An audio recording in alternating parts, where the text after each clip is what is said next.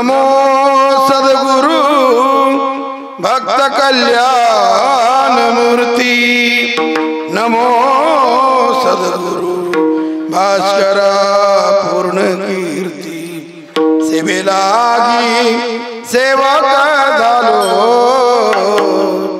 तुमच्या लागलो निज चरणा। अहो स्वामी तुकया देवा यावरी न करावा भेर, मस्तक हे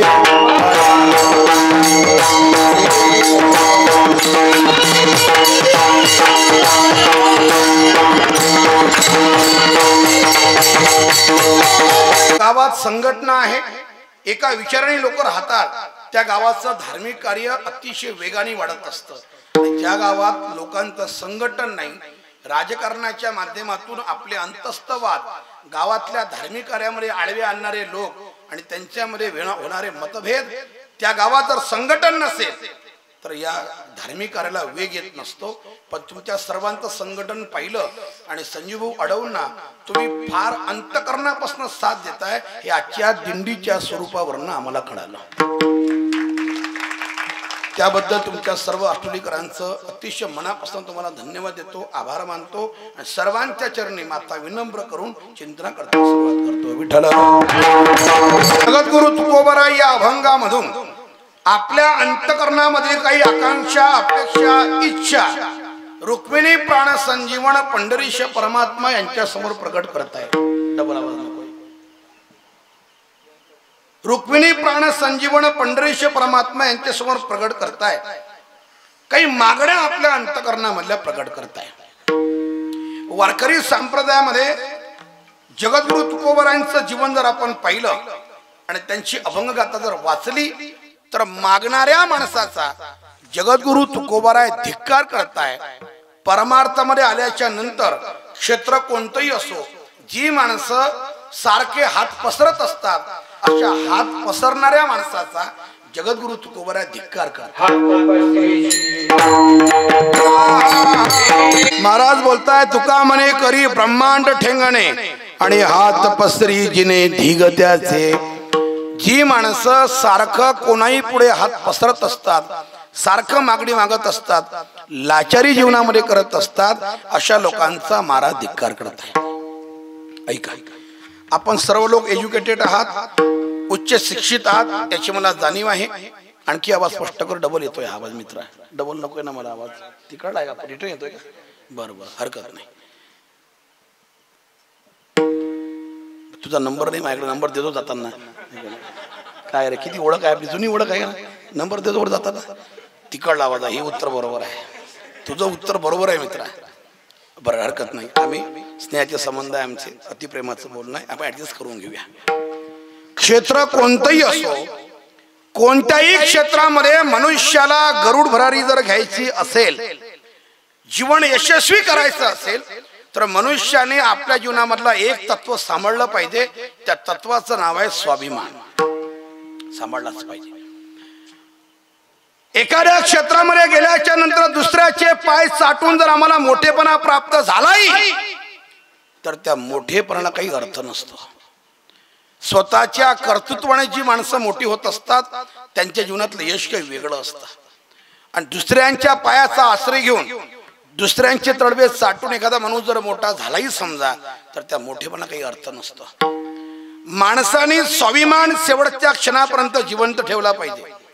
कोणतेही क्षेत्र असतो, सामाजिक असो, राजकीय असो, आध्यात्मिक असो, प्रापंचिक असो, शैक्षणिक असो अथवा वैज्ञानिक असो, कोणत्याही क्षेत्रामध्ये पदार्पण करा तुम्ही, आपला स्वाभिमान जिवंत ठेवला पाहिजे। लाचारी माणसाने आपल्या रक्तात येऊ देऊ नये, क्षेत्र कोणतंही असो। एखाद्या माणसाने कीर्तन तुम्हाला दिलंय, एखाद्या सप्ताच्या गावाच्या लोकांनी तुम्हाला तारीख दिली तर पुढच्या वर्षी त्यांची वाट पाहत जा। आपणच फोन, सप्ताह आहे का नाही यावर्षी, तू घरीच थांब, तू येऊ नको, काय गरज आहे, त्याला गरज आहे, आणि तुमची जर त्याला गरज असेल तर तुम्हाला नक्की फोन करेल तो। लाचारी जीवनामध्ये घुसलेला महाराज, रक्तात लाचारी आली की माणूस सतत नुसतं मागणी परत समोर राहत असतो, सारखा मागण्या करत राहतो। जीवनामध्ये स्वतःचं कर्तृत्व सिद्ध केल्याशिवाय मनुष्याला काहीच प्राप्त होत नाही. कोणाला झालं नाही, पुढे होणं शक्य नाही. आणि तर मी नेहमी सांगत असतो, एखादी मुलगी कॉलेजमध्ये जाते, एखादा मुलगा कॉलेजमध्ये जाते, डिप्लोमा पूर्ण करण्याकरता त्याने गाव सोडलं, तालुका सोडला, जिल्हा सोडला, नागपूर, पुणे, मुंबई, नाशिक अशा ठिकाणी जाऊन तो राहतोय. 4-5 वर्ष तिथे जाऊन तो राहिला किंवा ती राहिली आणि घरी येताना 4-5 वर्षानंतर जशी गेली होती ती मुलगी, जसा तो मुलगा गेला होता तसाच घरी आला. कोणतं यश नाही, कोणता डिप्लोमा नाही, बुद्धीमध्ये काही फरक नाही, ज्ञानामध्ये काही फरक नाही, तसाच घरी आला असेल तर याच्यामध्ये दोष त्याच्या आई वडिलांचा नाही, त्याच्या गुरुजनांचा नाही, याच्यामध्ये दोष फक्त त्या मुलाचा आहे. ज्याच्या ज्याच्या जीवनामध्ये अपयश आलं, 30 वर्षापूर्वी त्याची कुवत, त्याची नियत तशीच होती, त्याची लेवल तशी होती आणि वयाचे 30 वर्ष उलटून गेले, आजही लेवल त्याची तशीच असेल तर समजून घ्यावं त्याच्या आयुष्यातल्या संघर्षाचा विषय थांबलेला आहे. संघर्ष थांबला. आणि माझे गुरुवर्य वैकुंठवासी विठ्ठल बाबा घुले पाठामध्ये म्हणायचे, बुवा ज्या माणसाच्या जीवनातला संघर्ष थांबला तो जिवंत सोमेला जमा आहे. फक्त आयुष्यातला एक दिवस कमी करणं आहे, बाकी काही पडलं नाही. स्वतःचं आत्मपरीक्षण करावं माणसाने की 30-40 वर्षाच्या अगोदर आम्ही परमार्थ सुरू केला, काय स्थिती होती आमची, आणि आज आयुष्यातले 30-40 वर्ष संपून गेले, आमच्या ज्ञानात काय फरक पडला. आम्ही तेव्हाही टाळस वाजवत होतो, आम्ही आजही टाळस वाजवतोय. याचा अर्थ लेवल बदलली नाही, जीवनामध्ये गरुड भरारी घेतली नाही. याला दोषी कोणीच नाही आहे, याला दोषी आपण स्वतः आहोत. आपल्या जीवनातला संघर्ष थांबून ठेवला. आपण आहे त्या स्थितीवरती समाधानी आहोत, आपण आहे त्या लेवलवरती समाधानी आहोत. स्वतःचं कर्तृत्व मोठं करण्याची जिद्द नाही आमच्यामध्ये. अपयश माणसाला स्वतःवरनं येत असतं, जग त्याला कारणीभूत कधीच नसतं. स्वतःचं आयुष्य बदलण्याची ताकद नाही त्यांच्यामध्ये. असफलता एक चुनौती है, असफलता एक चुनौती है, इसे स्वीकार करो. क्या कमी रह गई है देखो और सुधार करो. जब तक सफल ना हो, जब तक सफल ना हो, नींद चैन को त्यागो तुम, संघर्ष का मैदान छोड़कर मत भागो तुम. अरे कुछ किए बिना ही, कुछ किए बिना ही जय जयकार नहीं होती और कोशिश करने वालों की कभी हार नहीं होती. प्रयत्नाची पराकाष्ठा करणारी माणसं कधी माघारी येत नसतात. जी माणसं आळशी असतात, सकाळी नाश्ता झोपा, दुपारी जेवण झालं झोपा, काहीच नाही बस. लोक मग चला महाराज चला, हो चला चला चला, नाश्ताला आरामाची गरज आहे, झोपा झोपा झोपा, लावा फॅन. महाराज जेवण झालं, हो आरामाची गरज आहे तुम्हाला, झोपा झोपा झोपा. किती झोपतो, एवढी झोप. आमच्या जीवनातला आळशीपणा हे आमच्या जीवनाचं पतन करण्याकरता कारणीभूत आहे. विठ्ठल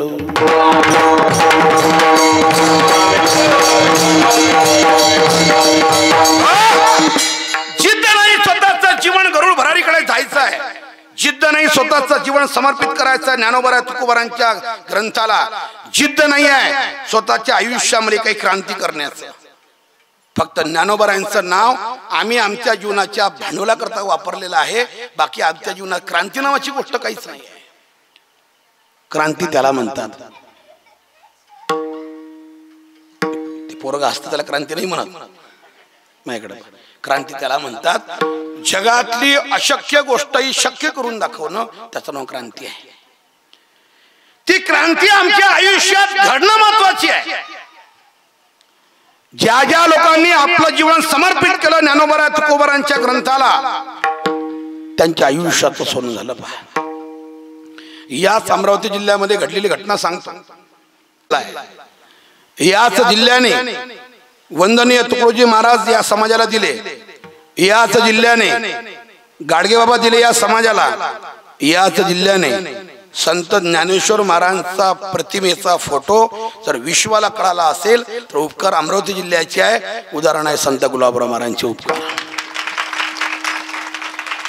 नाहीतर त्यांच्या नंतर तुकोबारांचा अवतार झाला काही वर्षांनी, पण तुकोबारांची प्रतिमा समाजात उपस्थित नाही आहे.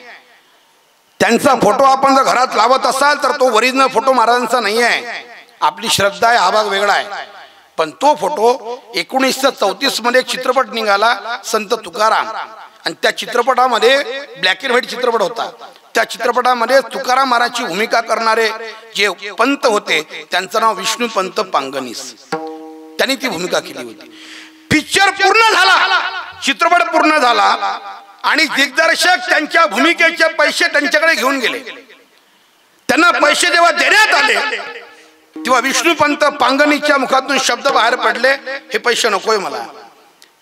त्या दिग्दर्शकाला असं वाटलं असेल की पैसे कमी झाले, यांना वाढवून दिले, म्हणे मला पैसेच नको अजिबात, तुमचेच पैसे काय, आता मी माझ्या घरी सुद्धा जाणार नाही आहे, घरच्या पैशाने हात लावणार नाही. तुकोबराची भूमिका करत करत असताना माझ्या जीवनामध्ये तुकोबरा संचारले. जो वेश तुम्ही मला दिलाय, जो विना तुम्ही मला दिलाय, ती पगडी, तो पंचा, तो धोतर, आता हे मात्र वापस घेऊ नका. इथून पुढं मला फक्त तुकाराम महाराज म्हणून जीवन जगायचं आहे आणि तुकाराम महाराज म्हणूनच मरायचं आहे. पैशाला हात लावला नाही त्यांनी. म्हणून त्यांचा तो फोटो आपण आपल्या घरात, हा भाग वेगळा आहे की तुकाराम महाराजची भूमिका करता करता त्या नटाला एक वैभव प्राप्त झालं आणि समाजात त्यांची प्रतिमा प्रसिद्ध झाली, हा भाग वेगळा आहे. पण ज्ञानेश्वर महाराजची प्रतिमा जी आपल्या समोर आली असेल, उपकार गुलाबराव महाराजांच्या आपल्यावर आहे. कधी आळंदीला गेलात ज्ञानेश्वर महाराजच्या मंदिरामध्ये तर विणा मंडप आहे आणि विणा मंडपामध्ये उजव्या हाताला ज्ञानेश्वर महाराजचा फोटो आहे आणि खाली स्वच्छ अक्षरात लिहिलेला आहे की संत गुलाबराव महाराज माधानकर यांनी काढलेला ज्ञानेश्वर महाराजांचा फोटो. पाहून घ्या कधी. या अमरावती जिल्ह्याने खूप काही दिलं या संप्रदायाला, या महाराष्ट्राला, या देशाला. घटना अशी सांगतोय, एक संतोष नावाचा मुलगा या जिल्ह्यातून आळंदी क्षेत्राला आला.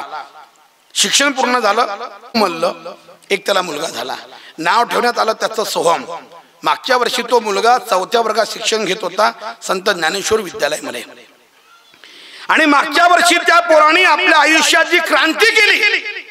त्या क्रांतीचा गौरव संबंध महाराष्ट्राने केला आणि सर्व वारकरी संप्रदायातल्या लोकांनी केला. त्या पोरांनी, चिमुकलं पोरग आहे 9 ते 10 वर्षाचं, या वर्षी 5व्या वर्गात आहे ते पोरग. मागच्या वर्षी त्यांनी आपल्या आयुष्याची क्रांती केली. ऐकून तुमच्या पायाखाली जमीन सरकून जाईल.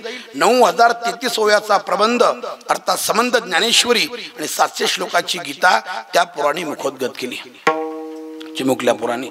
स्वानंद सुकणीमासी सद्गुरु जोग महाराज वारकरी शिक्षण संस्थेमध्ये प्रातस्मरणीय शांती ब्रह्म मारुती बाबा कुरेकरांच्या समोर त्याची परीक्षा झाली आणि त्या पोराला जेवढे प्रश्न विचारले सगळ्या प्रश्नांची उत्तर त्यांनी बिनचूक दिली. गौरव केला संस्थेने. सोशल मीडिया त्याच्या घरी गेली.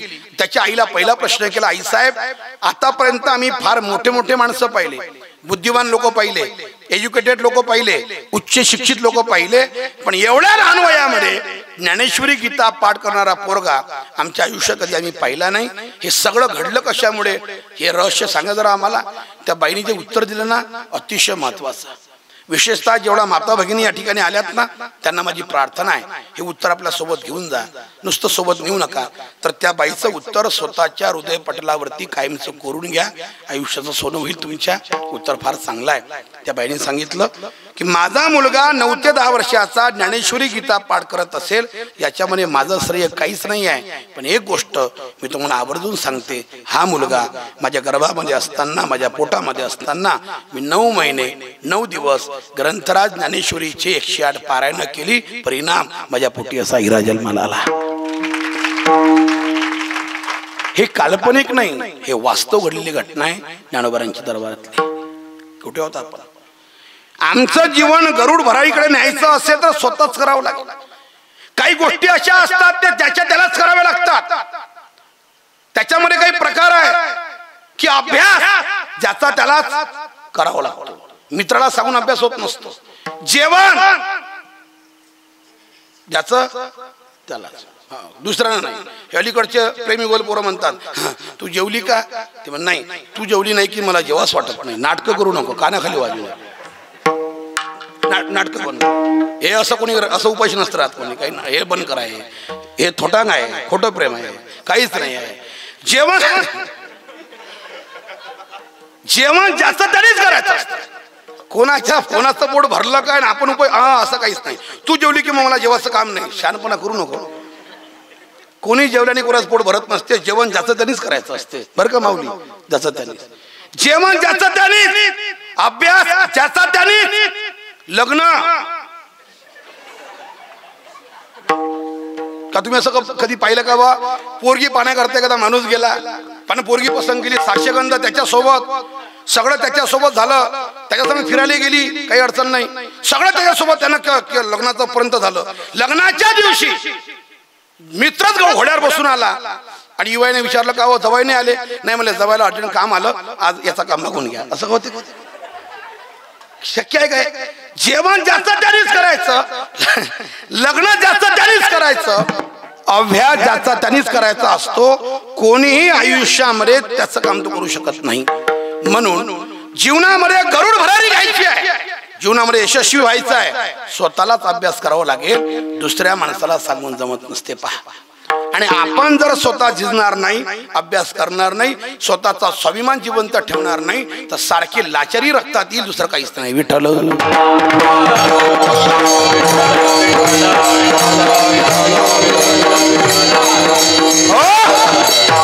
म्हणून महाराज बोलता मी कधी मागतच नाही देवा पण तू नेहमी मला आग्रह करतो की तुम्ही माझ्या दरबारात नेहमी येता महाराज काहीतरी मागत जा तू तसं तुझ्याकडे येताना मागणी माझ्या अंतकरणात कधीच राहत नाही मी येतो कशा करता एकाच गोष्टी करता कोणत्या परी आहे आवडी दर्शनाची परी आहे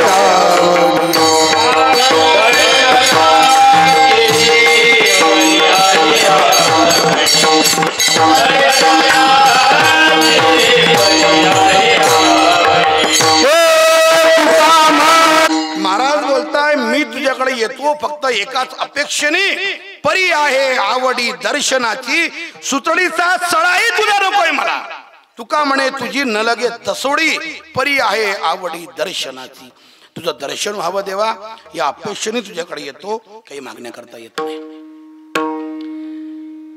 संतांना देव नेहमी नेहमी मागा म्हणतोय तरी संत मागत नाही आणि आम्हाला देव कधी मागा म्हटलाच नाही पण आम्ही मागितल्याशिवाय राहत नाही देवाने कधी स्वप्नात येऊन सांगितलं नाही उद्या पंढरपूरला येतो आणि काही मागून लिस्ट करून घेऊन येतो काहीच म्हटलं नाही पण आम्ही मात्र सगळं घेऊन जातो आमच्या घरूनच पण संतांना नेहमी मागा म्हणताय संत मागत नाही देवाचा खूप आग्रह झाला तेव्हा जगद्गुरु तुकोबारायांच्या मुखातून शब्द बाहेर पडले देवा जर तुझी इच्छा असेल तर एवढंच दे काय सदा माझे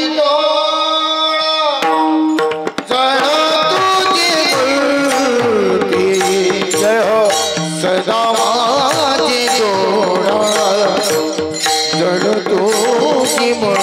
तर देवा मागण्याची इच्छा काहीच नाही आहे पण तू आग्रह करत असती तर एवढीच अपेक्षा आहे काय सदा माझे डोळा डोळो तुझी मूर्ती रखुमाईच्या पती सोयरिया या डोळ्याचा विषय नेहमी करता बनला पाहिजे ज्यांच्या डोळ्यांचा विषय सदैव भगवान परमात्मा असेल ज्यांच्या डोळ्यांना सदैव नेहमी करता ज्ञानोबरांची ज्ञानेश्वरी गाथा वाचनाचा छंद असेल जीवनामध्ये त्याच्या आयुष्याचं सोनं होत असते आणि वेदांत शास्त्राचा असा नियम आहे की आपल्या डोळ्याचा प्रवाह जितका वाईट जितका घाण अंतकरणाचे विचार तितके गलिच्छ गात्र होत असतात असा नियम आहे अंतकरणामध्ये काय साठवावं आणि काय साठवलं पाहिजे याची प्रक्रिया चालू होते डोळ्यापासून अगोदर जगतामध्ये हे डोळे पाहत असतात फिरत असतात ज्या वस्तूवरती आकर्षण झाले त्या वस्तूला पाहिल्याच्या नंतर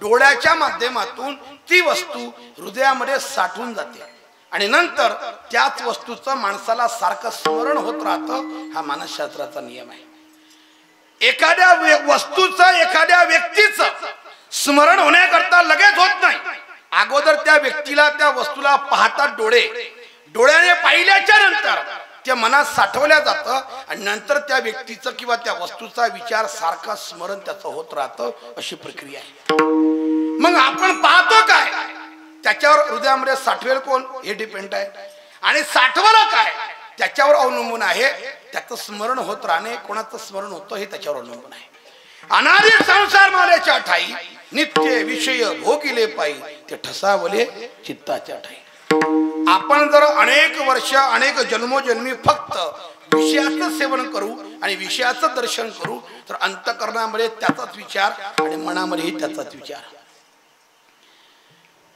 त्या गोपिका त्या गवळणी जेव्हा भगवान परमात्मा गोकुळ सोडून निघून गेला, 11 वर्ष 56 दिवसाचा कालावधी झाला. भगवंताने गोकुळ सोडलं आणि गोकुळ सोडल्याच्या नंतरही देहाने जरी देव त्या गोकुळात नव्हता तरी मात्र गोपिकांच्या हृदयातून तो कधी बाहेर पडला नाही. त्याचं कारण असं होतं, देखीला डोळा बैसला म्हणे. त्याने अगोदर देवाला पाहिलं, मनात त्याने साठवलं, नंतर तोची वदनी उच्चारली, नंतर त्याचं स्मरण चालू झालं. ही त्याची प्रक्रिया आहे. मग भगवान परमात्मा गोकुळ सोडून निघून गेला तरी पण त्याच्या विरहामध्ये त्या गोपिका त्याचं भजन कधी बंद करत नव्हत्या, कधीच नाही. आणि त्या म्हणायचं, हे कृष्णा जयती ते दिकं जन्मना व्रज सहित इंदिरा शश्वदत्रही. हे काना, अरे तू जन्माला आलास आणि म्हणून या ब्रजभूमीला महत्व प्राप्त झालं. जयती ते दिकं जन्मना व्रज. तुझ्या जन्माने ब्रजभूमीला एक आगळा वेगळा आनंद पाहायला भेटला. निघून गेलास, पण जरी तू देहाने गेला असशील, आमच्या मनातून तू कधी जाऊ शकत नाही, कारण तुझं रूप इथे साठवलेलं आहे. निघून गेल्याच्या नंतर देखील भगवंताचं भजन त्यांनी कधी कमी केलं नाही, कारण त्यांनी इथे घर केलं होतं. आणि त्या नेहमी म्हणायचं की बड़ी मुश्किल से नरक मिला है, क्या पता फिर किधर जाएगा. कृष्ण कहने से श्याम कहने से, कृष्ण कहने से तर जाएगा. पार भव से उतर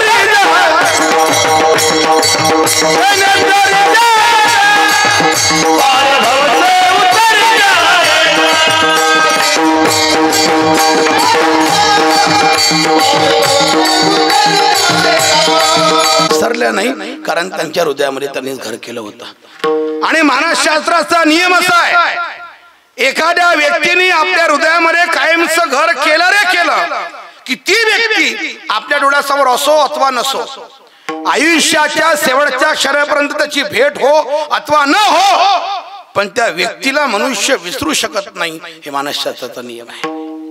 विसरणं अशक्य असतं, इम्पॉसिबल. येणं केलं प्रकारे त्या व्यक्तीचं स्मरण होतच राहतं. हा मानसशास्त्राचा नियम आहे. किती विसरण्याचा प्रयत्न करा, मनुष्य विसरू नाही शकत. फक्त त्याने इथे घर केलं पाहिजे. गोपिकांच्या अंतःकरणामध्ये कृष्णाने कायमचं घर केलं. परिणाम तो गेल्याच्या नंतरही शेवटच्या क्षणापर्यंत त्याला ते विसरल्या नाही. म्हणजे अंतःकरणामध्ये कोणाचं हृदय, कोणाचं रूप साठवावं याच्याकरता डोळ्याचा प्रवास अतिशय महत्वाचा आहे. डोळ्याचा प्रवास ज्याच्या अतिशय घाण असतो त्याचे विचार कधीच चांगले होत नाही. जगातली प्रत्येक स्त्री त्याला भोग वस्तू म्हणून दिसते. त्याला कोणामध्ये आई दिसत नाही आणि कोणामध्ये त्याला आई बहीण दिसत नाही. जगातली प्रत्येक स्त्री त्याला भोग वस्तू दिसते, कारण डोळ्याचा प्रवास चांगला नाही. डोळ्याचा प्रवास अतिशय वाईट आहे. त्याचा हा परिणाम आपल्या मनाची आपण स्वतः त्याचं आत्मपरीक्षण करायचं. एखाद्या परस्त्रीकडे पाहताना आम्हाला आई दिसते का बहीण दिसते, तर त्याच्यामध्ये आम्हाला आई बहीण दिसत नसेल तर समजून घ्यावं आपल्या अंतःकरणाचे विचार गलिच्छ गात्र आहे. ते शुद्ध करणं महत्वाचं आहे. ते जोपर्यंत आपलं अंतःकरण स्वच्छ, नितळ, निखळ, प्रांजळ, पवित्र आपण करणार नाही, तोपर्यंत कथा कीर्तनाचा परिणाम आपल्या आयुष्यात जास्त काही होणार नाही. फक्त दगडापेक्षा वीट मऊ न ऐकणाऱ्या लोकांपेक्षा आपण बरे, एवढंच त्याचा अर्थ आहे. पण ते जर अंतःकरणापर्यंत पोहोचत नसेल, वक्त्याचे शब्द आपल्या कर्ण इंद्रियाच्या माध्यमातून थेट हृदयापर्यंत जाऊन पोहोचले पाहिजे, तर त्याचं काही परिवर्तन होत असतं, त्याचा काही फायदा होत असतो. ते फक्त कानापर्यंत येऊन जर थांबले आणि हृदयाचा ठाव जर शब्द घेत नसेल तर माणसाच्या जीवनामध्ये फारसं परिवर्तन होत नाही. 100 वर्ष कथा कीर्तन ऐकतात लोक, जसे आहेत तसेच मरतात, काही त्याच्यामध्ये फरक पडत नाही. कारण का? शब्द हृदयापर्यंत जाऊन पोचत नाही. हे त्याचं उत्तर आहे, हे त्याचं कारण आहे. आम्हाला गरज आहे या विचाराची की छत्रपती शिवाजी महाराजांची जयंती 19 फेब्रुवारी आपण मोठ्या उत्साहाने साजरी करतो, डीजे लावतो, नाचतो आपण, मी प्रश्नच नाही. पण जयंती फक्त नाचण्यापुरती नसते. जयंती आम्हाला त्यांच्या विचारांची करायची असते. ज्या छत्रपती शिवाजी महाराजांच्या दरबारामध्ये कल्याणाच्या सुभेदाराची सून मावळ्यांनी नजरानं उभी केली, तेव्हा छत्रपतींच्या मुखातून शब्द बाहेर पडले की अशीच आमची माता असती सुंदर रूपवती, असेच झालो असतो सुंदर आम्ही वदले छत्रपती. समोरच्या स्त्रीच्या बद्दल आपल्या अंतकरणात आईची भावना बाळगणारे छत्रपती शिवाजी महाराज, आम्हाला त्यांच्या विचाराची जयंती करायची आहे. नुसतं डीजे लावले आम्ही, नाचलो आम्ही, काही याला अर्थ नसतो. सप्ताहामध्ये शेवटच्या मागणीपर्यंत कीर्तन 10 वाजता लागो का 10:30 वाजता लागो, पण कीर्तन झालंच पाहिजे. अखंड हरिनाम सप्ताह येतो. नाचण्याकरता कीर्तन बंद कधी करायचं नाही, हे पाप कधी करायचं नाही. आपण नाचा, भरपूर नाचा. जयंतीच्या दिवशी खूप नाचा, अडचण नाही आहे, पण आम्हाला त्यांच्या विचारांची जयंती करायची आहे, फक्त नाचण्याची नाही आहे. संप्रदायामध्ये खूप पावल्या खेळा, खूप नाचा, हरकत नाही. 9 नाही 10 वाजता कीर्तन लावा, काही अडचण नाही. कीर्तनकार थांबणार आहे, काही हरकत नाही. ओव्हर टाइम करायची सवय नाही आम्हाला, पण या गावात करतो आम्ही, काही हरकत नाही. प्रेमाचा संबंध आहे, तो थांबेल, अडचण नाही. पण कीर्तन बंद करून फक्त दिंडीच करावा असा जागर होत नसतो. जागराचं कीर्तन आहे, त्या जागराच्या दिवशी जागराचं कीर्तन झालंच पाहिजे, तेव्हा त्या सप्ताहाला पूर्णता होते. त्या सप्ताहामध्ये खंड पडते, खंड नाही पडला पाहिजे. आमच्या जुन्या लोकांनी आमच्याकरता हा वारसा करून ठेवला. वैकुंठवासी त्र्यंबकराव आळू असतील, त्यांचे त्या काळामध्ये असणारे सर्व सहकारी असतील, त्यांनी तो वारसा, ती इस्टेट आणि तो ठेवा आमच्याकरता करून ठेवला. आम्हाला तो ठेवा पुढच्या पिढीच्या हातात द्यायचा आहे. आणि तो पुढच्या पिढीच्या हातात देताना त्याच्यामध्ये काही आम्हाला बदल नाही करायचा, वाढवायचा, सप्ताह मोठा करायचा, पण त्यातलं काही कीर्तन बंद करून नवीन काही परंपरा लावायची. ते जुन्या परंपरेने झालं पाहिजे आणि त्या परंपरेनेच पुढच्या पिढीच्या हातात आम्हाला द्यायचा आहे. तो वारसा त्यांच्या हातामध्ये द्यायचा आहे. आपल्या जीवनाचा प्रवास कोणत्या दिशेने आपण करतो हे खूप महत्वाचं असते. विचाराची जयंती झाली पाहिजे, ज्ञानोबा तुकोबारांच्या विचारांचा जागर झाला पाहिजे, तर त्या सप्त्यामध्ये काही अर्थ असतो. म्हणून माझं प्रांजळ असं मत आहे, स्वच्छ असं मत आहे की माणसाने आपल्या डोळ्याचा विषय वाईट मार्गाने जाऊ देऊ नये. पतन होतं माणसाचं, पतन होतं. आणि मी नेहमी एक वाक्य सांगतो पा सोपन महाराज, हे तर दुर्भाग्य आहे सांप्रदायिक लोकांचं की संप्रदायामध्ये राहून 30-30, 50-50 वर्ष झाले लोकांना, पण झोपत असताना 2 तास ते मोबाईल चाडतील, पण ज्ञानेश्वरी वाचून झोपणार नाही. हे किती मोठी शोकांतिका आहे महाराज, किती मोठं पाप आहे आपल्या आयुष्यातलं की आपण ज्ञानोबारांच्या ज्ञानेश्वरीचा आश्रय घेत नाही, महाराजांच्या गाथेचा आश्रय घेत नाही. 2-3 कधी वाजतात, आम्हाला मोबाईलवर पाहत असताना झोप केव्हा लागते कळत नाही.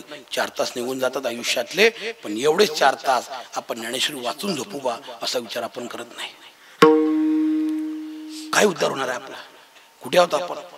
वैकुंठवासी भजन विश्व संत मोदे बाबा आयुष्यातला एकही क्षण गाथा वाचल्याशिवाय त्यांनी कधी गमावला नाही. विचारलं बाबाला, बाबा आपला तर गाथा पाठ आहे, कशाला पुन्हा पुन्हा वाचताय? तरी सांगितलं, अरे माझ्या स्वतःच्या जीवनाचा मला भरोसा नाही आहे, माझं पतन कधी होईल कशाने होईल सांगता येत नाही, आयुष्याचा भरोसा नसतो. आणि माझ्या आयुष्यामध्ये माझं संतत्व, माझं साधुत्व जीवनाच्या शेवटच्या क्षणापर्यंत टिकवण्याकरता मी गाथा नेहमी वाचत राहतो. नेहमी ते विचार मला वाचवतात, ते विचार मला नेहमी तारतात. त्या विचारासोबत जीवन मी जगतो, म्हणून माझं साधुत्व टिकून आहे, म्हणून माझा 3 वाजताचा नियम टिकून आहे. कारण ते विचार मला ऊर्जा देतात, ते प्रेरणा देतात, माझं साधुत्व टिकून ठेवतात. ते असं काही नाही आहे की मनुष्य 50 वर्ष राहिला संप्रदायामध्ये म्हणजे साधूच होतो, असं काही नाही आहे. 50-60 नाही, आयुष्याच्या शेवटच्या काळामध्ये सुद्धा माणसाचं पतन होऊ शकते, असं काही सांगता येत नाही. 60,000 वर्ष तपश्चर्या केली एका माणसाने, नाव विश्वामित्र. 60,000 वर्ष लोहाचे चणे खाऊन तपश्चर्या केली, पण तरी देखील 60,000 वर्षाची तपश्चर्या एका क्षणात नाहीशी झाली. रंभा आली आणि आपल्या आयुष्यातलं सगळं तप घेऊन गेली. काय सांगता येत? आयुष्यामध्ये पतन कोणत्याही क्षणात होऊ शकते, कोणत्याही काळामध्ये होऊ शकते. शेवटच्या क्षणापर्यंत आपलं साधुत्व टिकून ठेवायचं असेल तर गाथा ज्ञानेश्वरीच्या विचारांचा आश्रय घेत चला. विठ्ठल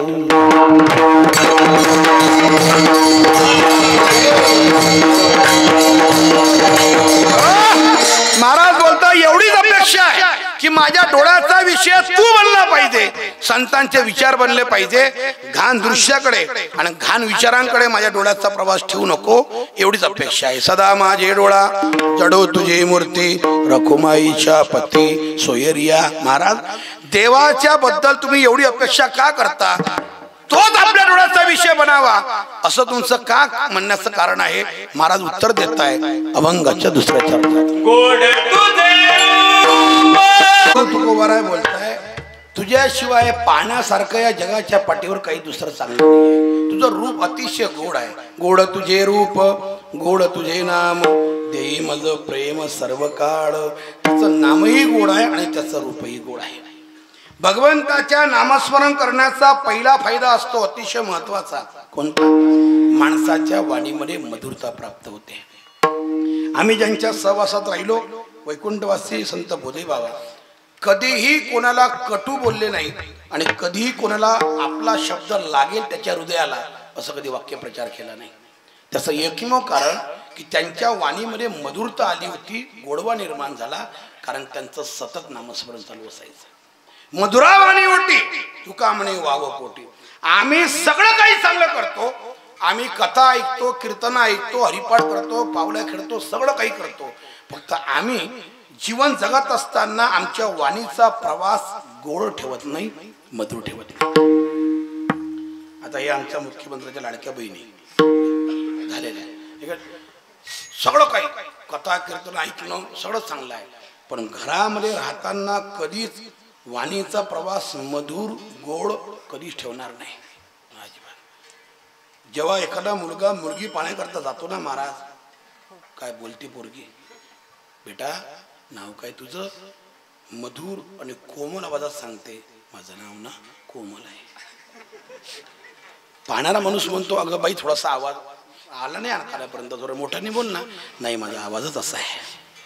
तिथे बैठकीत ऑब्झर्व करा, तुम्ही ऑब्झर्व करा, तुला अनुभव नाही अजून आहे का? आवाजच असा आहे माझा. मग पोराला असं वाटतं, वा भाग्य उद्याला आला आपलं, काय पोरगी भेटते आयुष्यात आपल्याला, इतकी शांत इतकी मधुर बोलणारी, उजळलेले भाग्य. आता चिंता नाही. 4-6 महिने त्याच्या लग्नाला झाले, तो फक्त एवढाच म्हणतो, कोमल पाणी दे ग, दिसत नाही का तुम्हाला काम चालू आहे, घ्या ना हातानं. इतक्या जोरानं तो म्हणतो, अगं सावकाश बोल, शेजारी लोक ऐकतील, आवाज कमी कर, माझा आवाजच असा आहे. मग हा आवाज तिथं कुठे गेलता बैठकीमध्ये? एवढं मोठं परिवर्तन 4 महिन्यात. आपला प्रवास वाणीचा अजिबात आपला चांगला नाही. स्वार्थापोटी गोड बोलतो आम्ही, आमचा स्वार्थ संपला की आमच्या वाणीचा प्रवास बदलते. ज्या माणसासोबत आम्ही मधुर बोलत होतो त्या माणसासोबत आमचा स्वार्थ संपला, नंतर वाणीचा प्रवास बदलला. मित्र होता अगोदर, पण काही व्यवहार तुटला आमचा आणि संबंध खराब झाले. ज्या माणसासोबत आपण गोड बोलायचो लगेच म्हणतो तो काय माणूस आहे, हलकट माणूस आहे. वाणीचा प्रवास बदलतो आम्ही, आमचा गोडवा ठेवत नाही. एक बाई आपल्या पतिदेवांना डॉक्टरकडे घेऊन गेली तपासण्याकरता. तो आजारी सारखा पडायचा. डॉक्टरने तपासलं. डॉक्टर म्हटलं, बाईसाहेब तुमच्या पतीचा आजार भयंकर वाढत चालला, यांना दररोज घरी गेल्याच्या नंतर काजू बदाम पिस्ता असे चांगले चांगले पदार्थ खाऊ घाला. बाईला खूप राग आला. बाईने सांगितलं, डॉक्टर साहेब मी यांना नेहमी म्हणते की चांगले चांगले पदार्थ खात जा, पैसे खर्च होऊ द्या. तुम्ही जर पैसे नाही खर्च केले तर असे हे पैसे डॉक्टर लोकांच्या मळ्यावर नेऊन घालावं लागते, चांगलं चांगलं खात जा.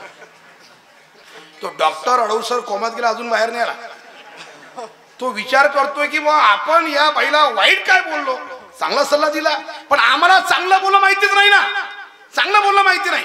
घरातल्या सासूशी चांगलं बोलणं नाही, सासऱ्याची नाही, पतीशी नाही, मुलाशी नाही, कोणाशीच नाही. आम्ही घरात कोणाशी मधुर बोलत नाही, गोड बोलत नाही. आणि पाणी टाकायला महादेवाच्या अंगावर रात्री 2 वाजता 1 लोटा जल, सब समस्या का. अरे तुम्ही महादेवाच्या अंगावर किती पाणी टाकलं, घरात गोड बोलल्या नाही तर बेलाचं पाणी किती वाह त्याच्या अंगावर, बेलाचं झाड एका दिवशी पडून तुमच्या अंगावर मरसाल तुम्ही, पण महादेव तुम्हाला प्रसन्न होणार नाही. मी खरं सांगतो तुम्हाला, अजिबात नाही. का? अरे ज्या व्यक्तीला घरात आपल्या पतीशी चांगलं बोलता येत नाही, जी व्यक्ती आपल्या घरातल्या आई वडिलांशी चांगलं बोलत नाही, त्या व्यक्तीला देव कसा प्रसन्न होऊ शकतो? अजिबात नाही. परमार्थ रक्तात भिसळला पाहिजे. असा रक्ताच्या थेंबा थेंबामध्ये परमार्थ असा भिनसला पाहिजे. माणसाचा परमार्थ वाणीमधून सिद्ध होतो. वाणी सिद्ध महापुरुष कधीच कोणावरती चिडची करणार नाही, कधीच कोणा रागावरणार नाही, कारण तो सिद्ध महापुरुष असतो. आमचे वैकुंठवासी बोधे बाबा असेल, विठ्ठल बाबा घुले असेल, मोठे बाबा असतील, आमच्या ओजस्वी परंपरेमधले सगळे तेजस्वी हिरे वाचून घ्या चरित्र त्यांचं.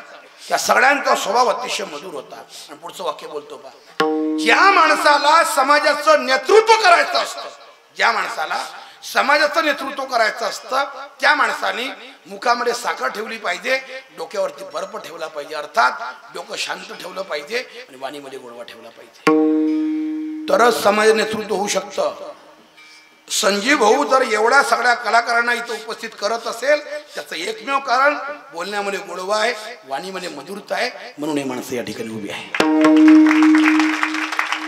कोणी मोकळं नाही आहे. किती कार्यक्रम यांना या पर्वावरती तुम्हाला माहिती नाही आहे, कोणीच मोकळं नाही आहे. पण तरी एकापेक्षा एक बडी बडी मंडळी जर या ठिकाणी उपस्थित असेल ना, फक्त प्रेम आहे, स्वच्छ निखळ प्रेम आहे, गोडवा आहे, बोलण्यामध्ये मधुरता आहे. ये गड्या तोय आपला, आई आपला, सप्ताह आपलाच आहे असं समजून येत जा, सोपन महाराज असं समजून येत जा. आणि त्याच्यामध्ये ते प्रेम असल्यामुळं लोक येण्याकरता सगळे अति आतुरतेने येत असतात. प्रेम महत्वाचं आहे, गोडवा महत्वाचा आहे. जर तुम्ही एखादा मुलगा नवीन टाळी घेऊन उभा असेल, हे पोर उभे या ठिकाणी, एवढे एखादा पोरगा नवीन टाळी घेऊन उभा राहिला आणि जर एखाद्या गावातल्या जुन्या भजनांनी म्हटलं या पोऱ्या आण टाळीकडं, तुला वाजवता येत नाही, त्याला रागावले त्याच्यावर मारा, तो म्हणतो आप्पाजी हा टाळ तुमचा, ही माळ तुमची, सप्ताह तुम्ही रामकृष्ण. येतच नाही तो, अजिबात नाही, काल्यापर्यंत फिरकत नाही इकडे. एवढे टाळकरी उभे असेल ना, फक्त प्रेमाच्या बोलण्याने गोडवा ठेवा लागतो.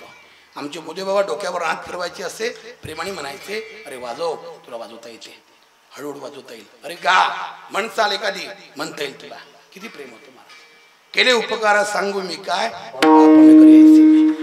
एवढी मधुरता होती, गोडवा होता, म्हणून हजारो लाखो विद्यार्थी तयार केले. तसं कोणी तयार होत नसते. नेतृत्व करणाऱ्या माणसाला फार संयम ठेवावा लागत असतो, गोडवा ठेवावा लागतो आपल्या वाणीमध्ये, डोकं थंड ठेवून काम करावं लागतं, तेव्हा समाजाचं कार्य होत असतं महाराज. आणि ते गोडवा येण्याकरता परमार्थ रक्तात भिनसलं पाहिजे, भगवंताचं नामस्मरण रक्ताच्या थेंबात थेंबात उतरलं पाहिजे. त्या नामस्मरणाचा पहिला फायदा, कारण भगवंताचं नामस्मरण अतिशय गोड आहे. महाराज बोलताय काहीच नको आहे, गोड तुझे रूप, गोड तुझे नाम, ते माझं प्रेम सर्व काळ. आणि देवा नुसतं प्रेम देऊ नको, तर माझ्या अंतःकरणामध्ये, माझ्या हृदयामध्ये नेहमी करता तू साठवून राहा. अभंगाचं तिसरं चरण.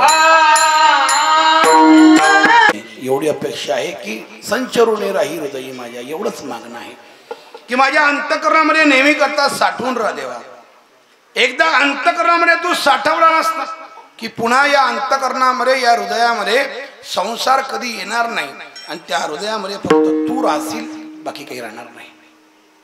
देवाचं आगमन अंतःकरणामध्ये पर्यंत झालं, हृदयापर्यंत झालं ना, त्या माणसाला संसार गोड वाटत नाही. आणि जर संसार गोड वाटत असेल आम्हाला, तर समजून घ्यावं आमच्या अंतःकरणात देव नाही, फक्त विषय आहे. आणि अभिनव शुकाचार्य वैकुंठवासी भागवत भास्कर डोंगरेजी महाराज आपल्या भागवत कथेमध्ये वाक्य बोलायचे की ज्या माणसाच्या अंतःकरणामध्ये प्रचंड विषयाच्या लालसा दडलेल्या असतात, त्याच्या अंतःकरणात भगवंताच्या भक्तीचा उदय कदापि शक्य होत नसते. मग तो प्रापंचिक असो का तो पारमार्थिक असो, कोणत्याही क्षेत्रात राहा तुम्ही, कोणत्याही क्षेत्रात राहा, परमार्थात राहणारा माणूस याचा अर्थ त्याच्या मनात देवच आहे असं अजिबात नसते.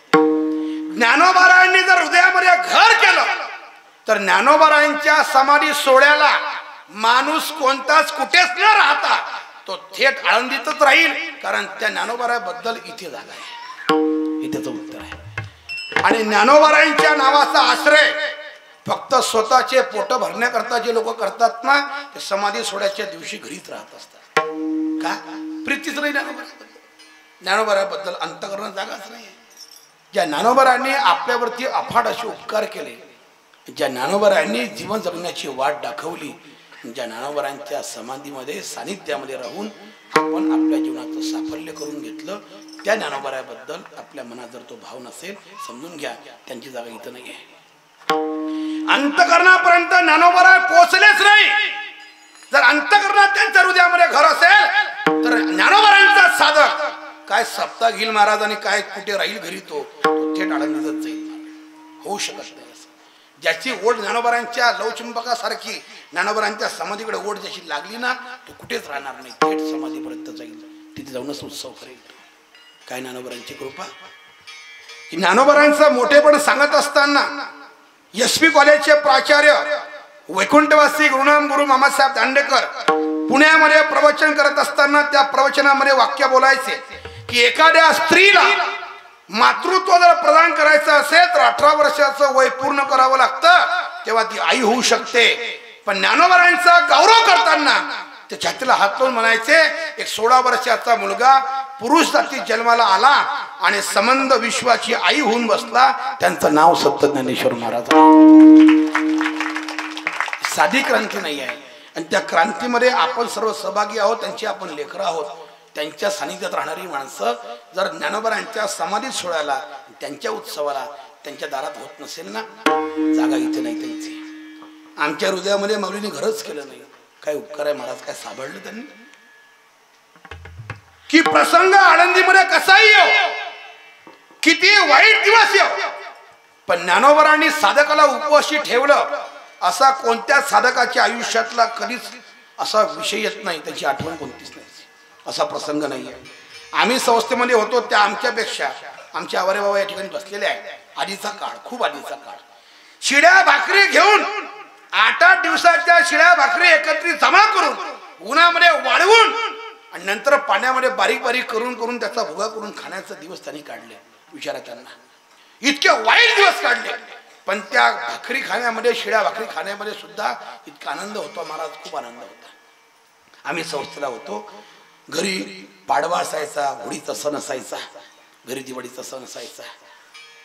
आईचं बोलणं व्हायचं फोनवरती आणि आई म्हणायची बाळा दिवाळीचा सण आहे, पाडव्याचा सण आहे, बघ घरी पुरणपोळ्या केल्या, भजी कुरड्या पापड चमचमीत पदार्थ आहे, तू काय खाल्लं रे आज. तेव्हा आईला आम्ही म्हणत होतो आई इथे कसली ग पोळी, आम्ही मधुगरी मागितली आणि इथे बाजरीच्या भाकरी आहे.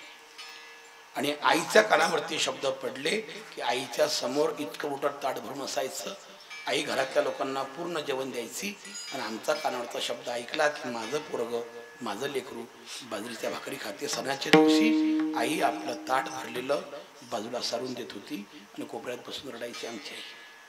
का आपलं पोरग भाकरी खाते, आपण पुरणपोळ्या कशा खायच्या. ज्ञानोबारांच्या दारामध्ये त्या भाकरी खाताना सुद्धा, त्या शिळ्या भाकरी खाताना सुद्धा इतका आनंद होता, तो घरच्या पुरणपोळीत आनंद नाही महाराज. ज्ञानोबारांनी सांभाळलं. आम्ही मृदंगाची प्रॅक्टिस करायचो. वैकुंठवासी मृदंग सम्राट की संबंध महाराष्ट्रामध्ये या विद्येला रोग आला होता.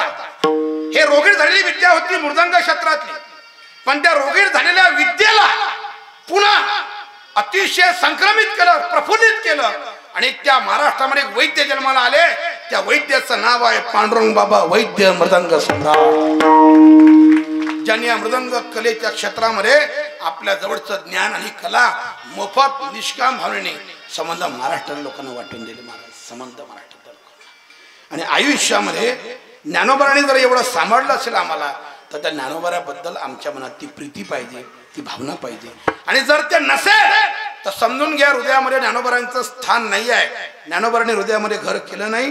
आणि म्हणून महाराजांची प्रार्थना आहे, तू मावली हाची वरदेई संचरोनी राही माझ्या हृदयामध्ये जर तू संचरून राहिलीस तेव्हा तर तू कुठेही जाणार नाहीस अशी माझी अपेक्षा आहे. एकदा मोठ्या प्रमाणे भजन आहे, सर्वांनी हात वर करू. इति काम शब्द सौनिता हा पंचदशिकार वर्णन करताय. गाडी बंगला पैसा प्रतिष्ठा मान सन्मान हे मागतो आम्ही देवाच्या दरबारात गेल्याच्या नंतर. देवाला मागत नाही आम्ही. तुकोबारा हे काहीच मागत नव्हते, मागितलं फक्त देवाला. संतांमध्ये आणि आपल्यामध्ये हा फरक आहे. आम्हाला प्रचंड श्रीमंत व्हायचं आहे. आम्हाला अमरावती जिल्ह्यामधल्या टॉप लेवलच्या श्रीमंताच्या यादीमध्ये स्वतःचं नाव घालवायचं आहे. आम्हाला गाडी बंगला पैसा प्रतिष्ठा मान सन्मान गर्भ श्रीमंत व्हायचं आहे आम्हाला. आणि त्याच्याकरता मी परमार्थ करतो, त्याच्याकरता देवाच्या दरबारात जातो. माझं नेहमी असं मत आहे, श्रीमंत जरूर व्हा, खूप श्रीमंत व्हा, जोडून या धन उत्तम व्यवहारे आणि उदास विचारे वेच करे. प्रचंड श्रीमंत व्हा, पण त्या श्रीमंतीचं प्रदर्शन करण्याकरता श्रीमंती कमावू नका. लोकांना प्रदर्शन करण्याची खूप सवय आहे. मी खूप श्रीमंत आहे हे दाखवण्याची खूप लोकांना सवय आहे. अंगावरती फार दागिने घालून आणि समाजामध्ये मिरवून स्वतःच्या श्रीमंतीचं प्रदर्शन दाखवू नका. माझ्याकडे खूप पैसा आहे म्हणून आपल्या मुलाचा वाढदिवस करताना अन्नाची नासाडी करून समाजात आपला मोठेपणा करू नका.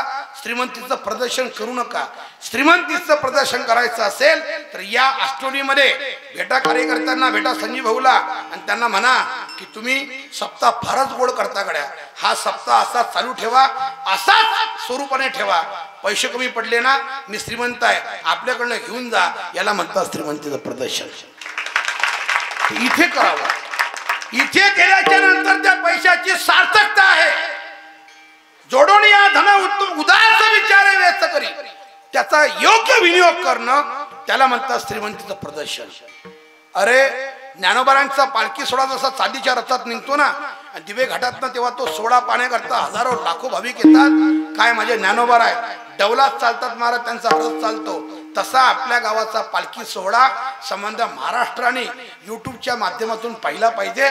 इतका सोहळा चांगला झाला पाहिजे. स्वतःच्या मुलाच्या लग्नाचा आनंद जितका आपल्या मनात असतो त्याही पेक्षा 10 पटीने आनंद आपल्या गावाच्या पालखी सोहळ्याबद्दल असला पाहिजे. गावात पंढरपूर अवतरण झाल्याशिवाय राहणार नाही महाराज, नक्की होईल. वेगळं पंढरपूर करण्याची गरज नाही, तुमचं गावच पंढरपूर होईल, पण ती भावना पाहिजे. आपल्या श्रीमंतीचं, आपल्या पैशाचं योग्य विनियोग करता आला पाहिजे आणि तो योग्य विनियोग इथे होत असतो. एखादा आमदार प्रचार करण्याकरता पैसे खर्च करतो, त्याला प्रचाराकरता जेवढे तो पैसे खर्च करतो त्यापेक्षा कधीच पैसे तो तेवढे परमार्थात खर्च करत नाही. त्याचा किती खर्च असतो महाराज, त्याचे कार्यकर्ते कधीच महिनाभर आपल्या घरी जेवण करत नाही. आमदाराचे कार्यकर्ते प्रचार करताना कधीच घरी जेवण करत नाही, दररोज धाब्यावर असतात. त्यांच्या बाटल्या पाण्याच्या म्हणतो, पाण्याच्या, हा बरोबर, पाण्याच्या म्हणतो. काय तुमच्या डोक्यात काय आलं विषय मला माहित नाही, मी बिस्तिरी म्हणतो, पाणी भेटत नाही ना चांगलं बाहेर म्हणून. पाणी, त्यांच्या बाटल्या, त्यांची सोय, सगळं काही लाखो रुपयाचा चुरडा करतात ते लोक, लाखो रुपयाचा चुरडा. पण धाब्यावर 1 नाही 2 महिने जरी त्यांनी पोरं जीव घातले तरी पुण्य लागत अजिबात नाही. डोक्यात काढून टाकाय, पुण्य लागतच नाही. पुण्य लागतं कुठे? आष्टोलीच्या सप्ताहामध्ये 2 वैष्णव 2 साधू जीव घातले तर पुण्य लागत असतं, बाकी पुण्य लागत नाही कुठे. इथे एक शीत दिले अन्न होय कोटी कुळाचे उद्धरण.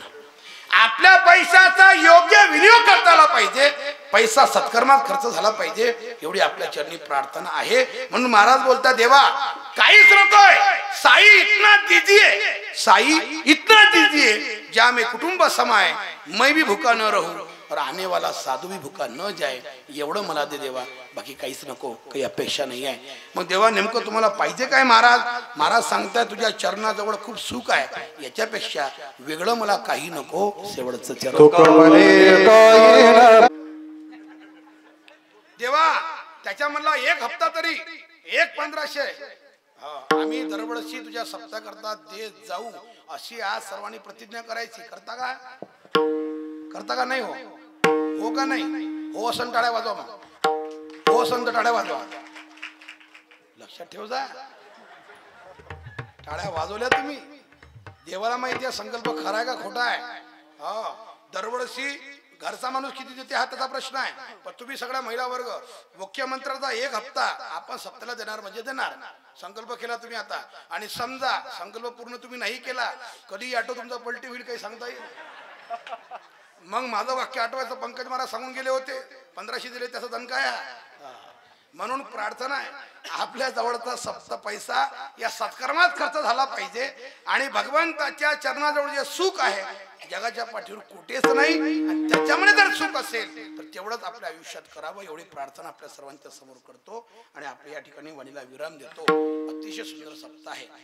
दिंडीला एवढा उशीर होऊनही एवढं नाचून तुम्ही एवढे पावल्या खेळून दमले होते, पण तरीही एवढा उशिरा कीर्तनाला सुद्धा इतक्या बहुसंख्येने आलात. खरंच तुमच्या सगळ्या श्रोत्यांचा खरं धन्यवाद तुम्हाला दिले पाहिजे, आभार मानले पाहिजे, तुमचे धन्यवाद दिले पाहिजे. कारण इतकी दिंडी झाल्याच्या नंतर, एवढा थकवा आल्याच्या नंतर कीर्तन ऐकण्याची मानसिकता अजिबात कोणाची नसते. मी जेव्हा उभा झालो तेव्हा तुमचे चेहरे पाहिले, तेव्हा लक्षात आलं माझ्या. म्हणून म्हटलं आता जास्त काही आपल्याला डीप मध्ये सांगण्यात काही मजा नाही. काल झोपले म्हणते तुम्ही, आज डबल झोपले नाही तर असं नाही झालं पाहिजे. म्हणून थोडंसं तुम्हाला समजेल रुचेल पचेल असं सांगण्याचा प्रयत्न केला. सुंदर व्यवस्था आहे, याला व्यवस्थापन कौशल्य म्हणतात. संजीव भाऊ आपण खूप चांगलं केलं. कोणती वस्तू कुठे ठेवल्याच्या नंतर सप्ताच्या मंडपाला शोभा येईल याला व्यवस्थापन कौशल्य म्हणतात. ती तुम्ही फार त्याच्यामध्ये माहीर आहात. व्यवस्थापन कौशल्य श्री संत गजानन महाराज सेगाव संस्थांनी संबंध विश्वपुढे आदर्श ठेवला की कोणती वस्तू कुठे ठेवल्याच्या नंतर ती चांगली दिसते, हा त्यांचा आदर्श आहे. तिथे किती लोक आले तरी जेवण्याकरता अडचण नाही आणि कमी काही पडत नाही, कारण मशीन अशी त्यांनी आणून ठेवली. किती लोक आले प्रगटीला, किती लोक आले रामनवमीला, तर कणी टाकून द्या, पाणी टाकून द्या, लगेच चपात्या बाहेर पडतात, पोळ्या बाहेर पडतात. माणसाचं काम नाही. आता सेगाव संस्थान आणखी एक मशीन तयार करण्याच्या भांगडीत आहे. लोक जर असेच वाढत राहिले तर आता इथून पुढे कणिक नाही, पाणी नाही, माणूस आला की मशीनवर टाकून द्यायचा, जेवण करूनच बाहेर पडला पाहिजे. काही त्यांचं काही सांगता येत नाही. ते काय करतील व्यवस्थापन कौशल्य हे कोणी सांगू शकत नाही. पण न जाणो कोणत्या मशीनवर जाण्याचा योगी सांगता येत नाही. पण तुम्ही मात्र व्यवस्थापन कौशल्य खूप चांगलं ठेवलं, त्याबद्दल संजीव भाऊ आणि त्यांचे सर्व कार्यकर्ते सर्वांना धन्यवाद देऊन, आणि माझ्या गावात आजच उत्सव पूर्ण झाला. सकाळी काल्याचं कीर्तन कथा 7 दिवस करून या ठिकाणी आलो. मी फक्त तसं पाहायला माझी अधिकृत तारीख नव्हती, पण अनधिकृत तारीख झालीनंतर संजीवच्या प्रेमास्तव दुसऱ्या गावाची तारीख कॅन्सल करून मी त्यांना म्हटलं होतं गावाचा उत्सव आहे, सगळा भार माझ्यावर आहे, जमणार नाही. पण भाऊ म्हणले नाही, यावं लागेल. चला मला हरकत नाही, प्रेमाचा स्नेहाचा संबंध आहे, जावं लागतंच. प्रेम जिथे असतं तिथे स्वार्थ आडवा येत नसतो. त्यांचं आमचं प्रेम अतिशय स्वच्छ अंतःकरणाचं आहे. हे प्रेमाची सगळी मंडळी भेटली, आनंद वाटला. सर्वांच्या चरणी सेवा समर्पित करून वाणीला विराम देतो. ज्ञानेश्वर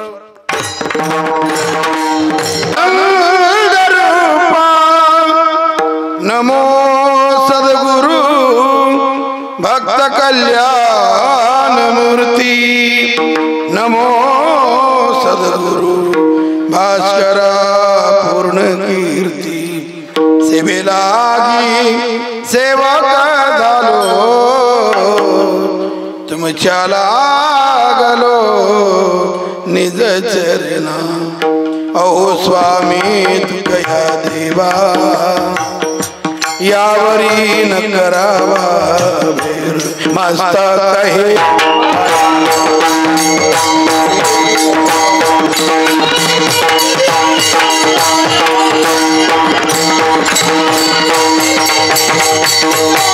गावात संघटना आहे, एका विचाराने लोक राहतात. त्या गावाचं धार्मिक कार्य अतिशय वेगाने वाढत असतं. ज्या गावात लोकांचं संघटन नाही, राजकारणाच्या माध्यमातून आपले अंतस्तवाद, गावातल्या धार्मिक कार्यामध्ये आडवे आणणारे लोक आणि त्यांच्यामध्ये होणारे मतभेद, त्या गावात जर संघटन नसेल तर या धार्मिक कार्याला वेग येत नसतो. पण तुमच्या सर्वांचं संघटन पाहिलं आणि संजीव भाऊ अडवूंना तुम्ही फार अंतकरणापासून साथ देताय हे आजच्या दिंडीच्या स्वरूपावरनं आम्हाला कळालं. त्याबद्दल तुमच्या सर्व अष्टोलीकरांचं अतिशय मनापासून तुम्हाला धन्यवाद देतो, आभार मानतो. आणि सर्वांच्या चरणी माता विनम्र करून चिंतना करता सुरुवात करतो. विठ्ठल जगद्गुरु तुकोबाराय या अभंगामधून आपल्या अंतकरणामध्ये काही आकांक्षा, अपेक्षा, इच्छा रुक्मिणी प्राण संजीवन पंढरीश परमात्मा यांच्या समोर प्रकट करताय. डबल आवाज नको. रुक्मिणी प्राण संजीवन पंढरीश परमात्मा यांच्या समोर प्रकट करताय. काही मागण्या आपल्या अंतकरणामधल्या प्रकट करताय. वारकरी संप्रदायामध्ये जगद्गुरु तुकोबारायांचं जीवन जर आपण पाहिलं आणि त्यांची अभंगगाथा जर वाचली तर मागणाऱ्या माणसाचा जगद्गुरु तुकोबाराय धिक्कार करताय. परमार्थामध्ये आल्याच्या नंतर क्षेत्र कोणतंही असो, जी माणसं सारखे हात पसरत असतात अशा हात पसरणाऱ्या माणसाचा जगद्गुरु तुकोबाराय धिक्कार करतात. महाराज बोलताय, तुका म्हणे करी ब्रह्मांड ठेंगणे आणि हात पसरी जिने ढिग त्याचे. जी माणसं सारखं कोणाही पुढे हात पसरत असतात, सारखं मागणी मागत असतात, लाचारी जीवनामध्ये करत असतात, अशा लोकांचा महाराज धिक्कार करत आहे. ऐका, आपण सर्व लोक एज्युकेटेड आहात, उच्च शिक्षित आहात, याची मला जाणीव आहे. आणखी आवाज स्पष्ट कर. डबल येतोय आवाज मित्र, डबल नकोय ना मला आवाज. तिकडला आहे का, रिटर्न येतोय का? बरं बरं, हरकत नाही. तुझा नंबर नाही माझ्याकडे, नंबर देतो जाताना. काय रे किती ओळख आहे आपली, जुनी ओळख आहे का, नंबर देतो बरं जाताना. तिकडला आवाज आहे, हे उत्तर बरोबर आहे, तुझं उत्तर बरोबर आहे मित्रा. बरं हरकत नाही, आम्ही स्नेहाचे संबंध आहे आमचे, अतिप्रेमाचं बोलणं आहे, आपण ऍडजस्ट करून घेऊया. क्षेत्र कोणतंही असो, कोणत्याही क्षेत्रामध्ये मनुष्याला गरुड भरारी जर घ्यायची असेल, जीवन यशस्वी करायचं असेल, तर मनुष्याने आपल्या जीवनामधला एक तत्व सांभाळलं पाहिजे. त्या तत्वाचं नाव आहे स्वाभिमान. सांभाळलाच पाहिजे. एखाद्या क्षेत्रामध्ये गेल्याच्या नंतर दुसऱ्याचे पाय चाटून जर आम्हाला मोठेपणा प्राप्त झालाही, तर त्या मोठेपणाला काही अर्थ नसतो. स्वतःच्या कर्तृत्वाने जी माणसं मोठी होत असतात त्यांच्या जीवनातलं यश काही वेगळं असतं. आणि दुसऱ्यांच्या पायाचा आश्रय घेऊन दुसऱ्यांचे तळवे चाटून एखादा माणूस जर मोठा झालाही समजा, तर त्या मोठेपणा काही अर्थ नसतो. माणसाने स्वाभिमान शेवटच्या क्षणापर्यंत जिवंत ठेवला पाहिजे. कोणतंही क्षेत्र असतो, सामाजिक असो, राजकीय असो, आध्यात्मिक असो, प्रापंचिक असो, शैक्षणिक असो अथवा वैज्ञानिक असो, कोणत्याही क्षेत्रामध्ये पदार्पण करा तुम्ही, आपला स्वाभिमान जिवंत ठेवला पाहिजे. लाचारी माणसाने आपल्या रक्तात येऊ देऊ नये. क्षेत्र कोणतंही असो. एखाद्या माणसाने कीर्तन तुम्हाला दिलंय, एखाद्या सप्त्याच्या गावाच्या लोकांनी तुम्हाला तारीख दिली, तर पुढच्या वर्षी त्यांची वाट पाहत जा. आपणच फोन, सप्ताह आहे का नाही या वर्षी, तू घरीच थांब, तू येऊ नको इकडे. काय गरज आहे, त्याला गरज आहे, आणि तुमची जर त्याला गरज असेल तर तुम्हाला नक्की फोन करेल तो. लाचारी जीवनामध्ये घुसली ना महाराज, रक्तात लाचारी आली की माणूस सतत नुसतं मागणी परत समोर राहत असतो, सारखा मागण्या करत राहतो. जीवनामध्ये स्वतःचं कर्तृत्व सिद्ध केल्याशिवाय मनुष्याला काहीच प्राप्त होत नाही. कोणाला झालं नाही, पुढे होणं शक्य नाही. आणि तर मी नेहमी सांगत असतो, एखादी मुलगी कॉलेजमध्ये जाते, एखादा मुलगा कॉलेजमध्ये जाते, डिप्लोमा पूर्ण करण्याकरता त्याने गाव सोडलं, तालुका सोडला, जिल्हा सोडला, नागपूर, पुणे, मुंबई, नाशिक अशा ठिकाणी जाऊन तो राहतोय. 4-5 वर्ष तिथे जाऊन तो राहिला किंवा ती राहिली, आणि घरी येताना 4-5 वर्षानंतर जशी गेली होती ती मुलगी, जसा तो मुलगा गेला होता तसाच घरी आला. कोणतं यश नाही, कोणता डिप्लोमा नाही, बुद्धीमध्ये काही फरक नाही, ज्ञानामध्ये काही फरक नाही, तसाच घरी आला असेल तर याच्यामध्ये दोष त्याच्या आई वडिलांचा नाही, त्याच्या गुरुजनांचा नाही, याच्यामध्ये दोष फक्त त्या मुलाचा आहे. ज्याच्या ज्याच्या जीवनामध्ये अपयश आलं, 30 वर्षापूर्वी त्याची कुवत, त्याची नियत तशीच होती, त्याची लेवल तशी होती, आणि वयाचे 30 वर्ष उलटून गेले, आजही लेवल त्याची तशीच असेल तर समजून घ्यावं त्याच्या आयुष्यातल्या संघर्षाचा विषय थांबलेला आहे. संघर्ष थांबला. आणि माझे गुरुवर्य वैकुंठवासी विठ्ठल बाबा घुले पाठामध्ये म्हणायचे, बुवा ज्या माणसाच्या जीवनातला संघर्ष थांबला तो जिवंत सोमेला जमा आहे. फक्त आयुष्यातला एक दिवस कमी करणं आहे, बाकी काही पडलं नाही. स्वतःचं आत्मपरीक्षण करावं माणसाने की 30-40 वर्षाच्या अगोदर आम्ही परमार्थ सुरू केला, काय स्थिती होती आमची, आणि आज आयुष्यातले 30-40 वर्ष संपून गेले, आमच्या ज्ञानात काय फरक पडला. आम्ही तेव्हाही टाळस वाजवत होतो, आम्ही आजही टाळस वाजवतोय. याचा अर्थ लेवल बदलली नाही, जीवनामध्ये गरुड भरारी घेतली नाही. याला दोषी कोणीच नाही आहे, याला दोषी आपण स्वतः आहोत. आपल्या जीवनातला संघर्ष थांबून ठेवला. आपण आहे त्या स्थितीवरती समाधानी आहोत, आपण आहे त्या लेवलवरती समाधानी आहोत. स्वतःचं कर्तृत्व मोठं करण्याची जिद्द नाही आमच्यामध्ये. अपयश माणसाला स्वतःवर येत असतं, जग त्याला कारणीभूत कधीच नसतं. स्वतःचं आयुष्य बदलण्याची ताकद नाही त्यांच्यामध्ये. असफलता एक चुनौती है, असफलता एक चुनौती है, इसे स्वीकार करो. क्या कमी रह गई है देखो और सुधार करो. जब तक सफल ना हो, जब तक सफल ना हो, नींद चैन को त्यागो तुम, संघर्ष का मैदान छोड़कर मत भागो तुम. अरे कुछ किए बिना ही, कुछ किए बिना ही जय जयकार नहीं होती, और कोशिश करने वालों की कभी हार नहीं होती. प्रयत्नाची पराकाष्ठा करणारी माणसं कधी माघारी येत नसतात. जी माणसं आळशी असतात, सकाळी नाश्ता झोपा, दुपारी जेवण झालं झोपा, बस, हा काहीच नाही, बस लोक मग चला महाराज चला, हो चला चला चला, नाश्ताला आरामाची गरज आहे, झोपा झोपा झोपा, लावा फॅन. महाराज जेवण झालं, हो आरामाची गरज आहे तुम्हाला, झोपा झोपा झोपा. किती झोपतं, एवढी झोप. आमच्या जीवनातला आळशीपणा हे आमच्या जीवनाचं पतन करण्याकरता कारणीभूत आहे. विठ्ठल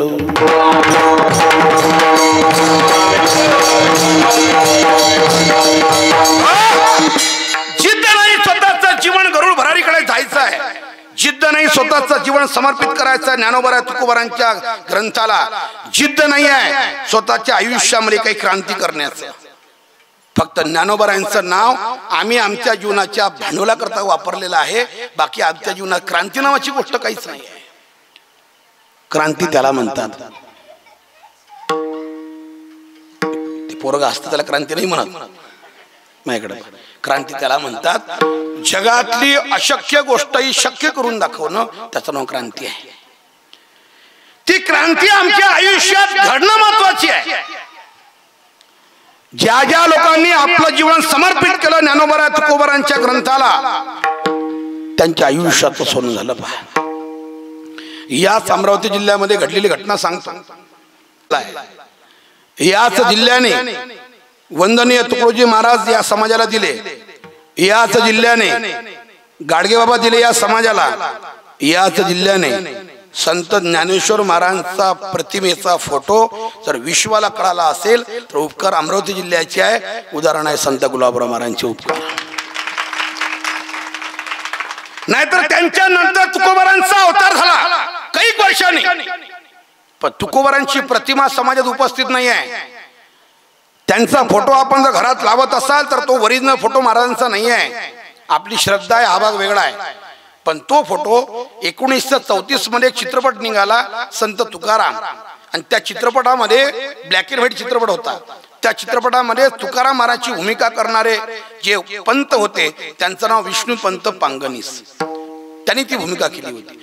पिक्चर पूर्ण झाला, चित्रपट पूर्ण झाला, आणि दिग्दर्शक त्यांच्या भूमिकेचे पैसे त्यांच्याकडे घेऊन गेले.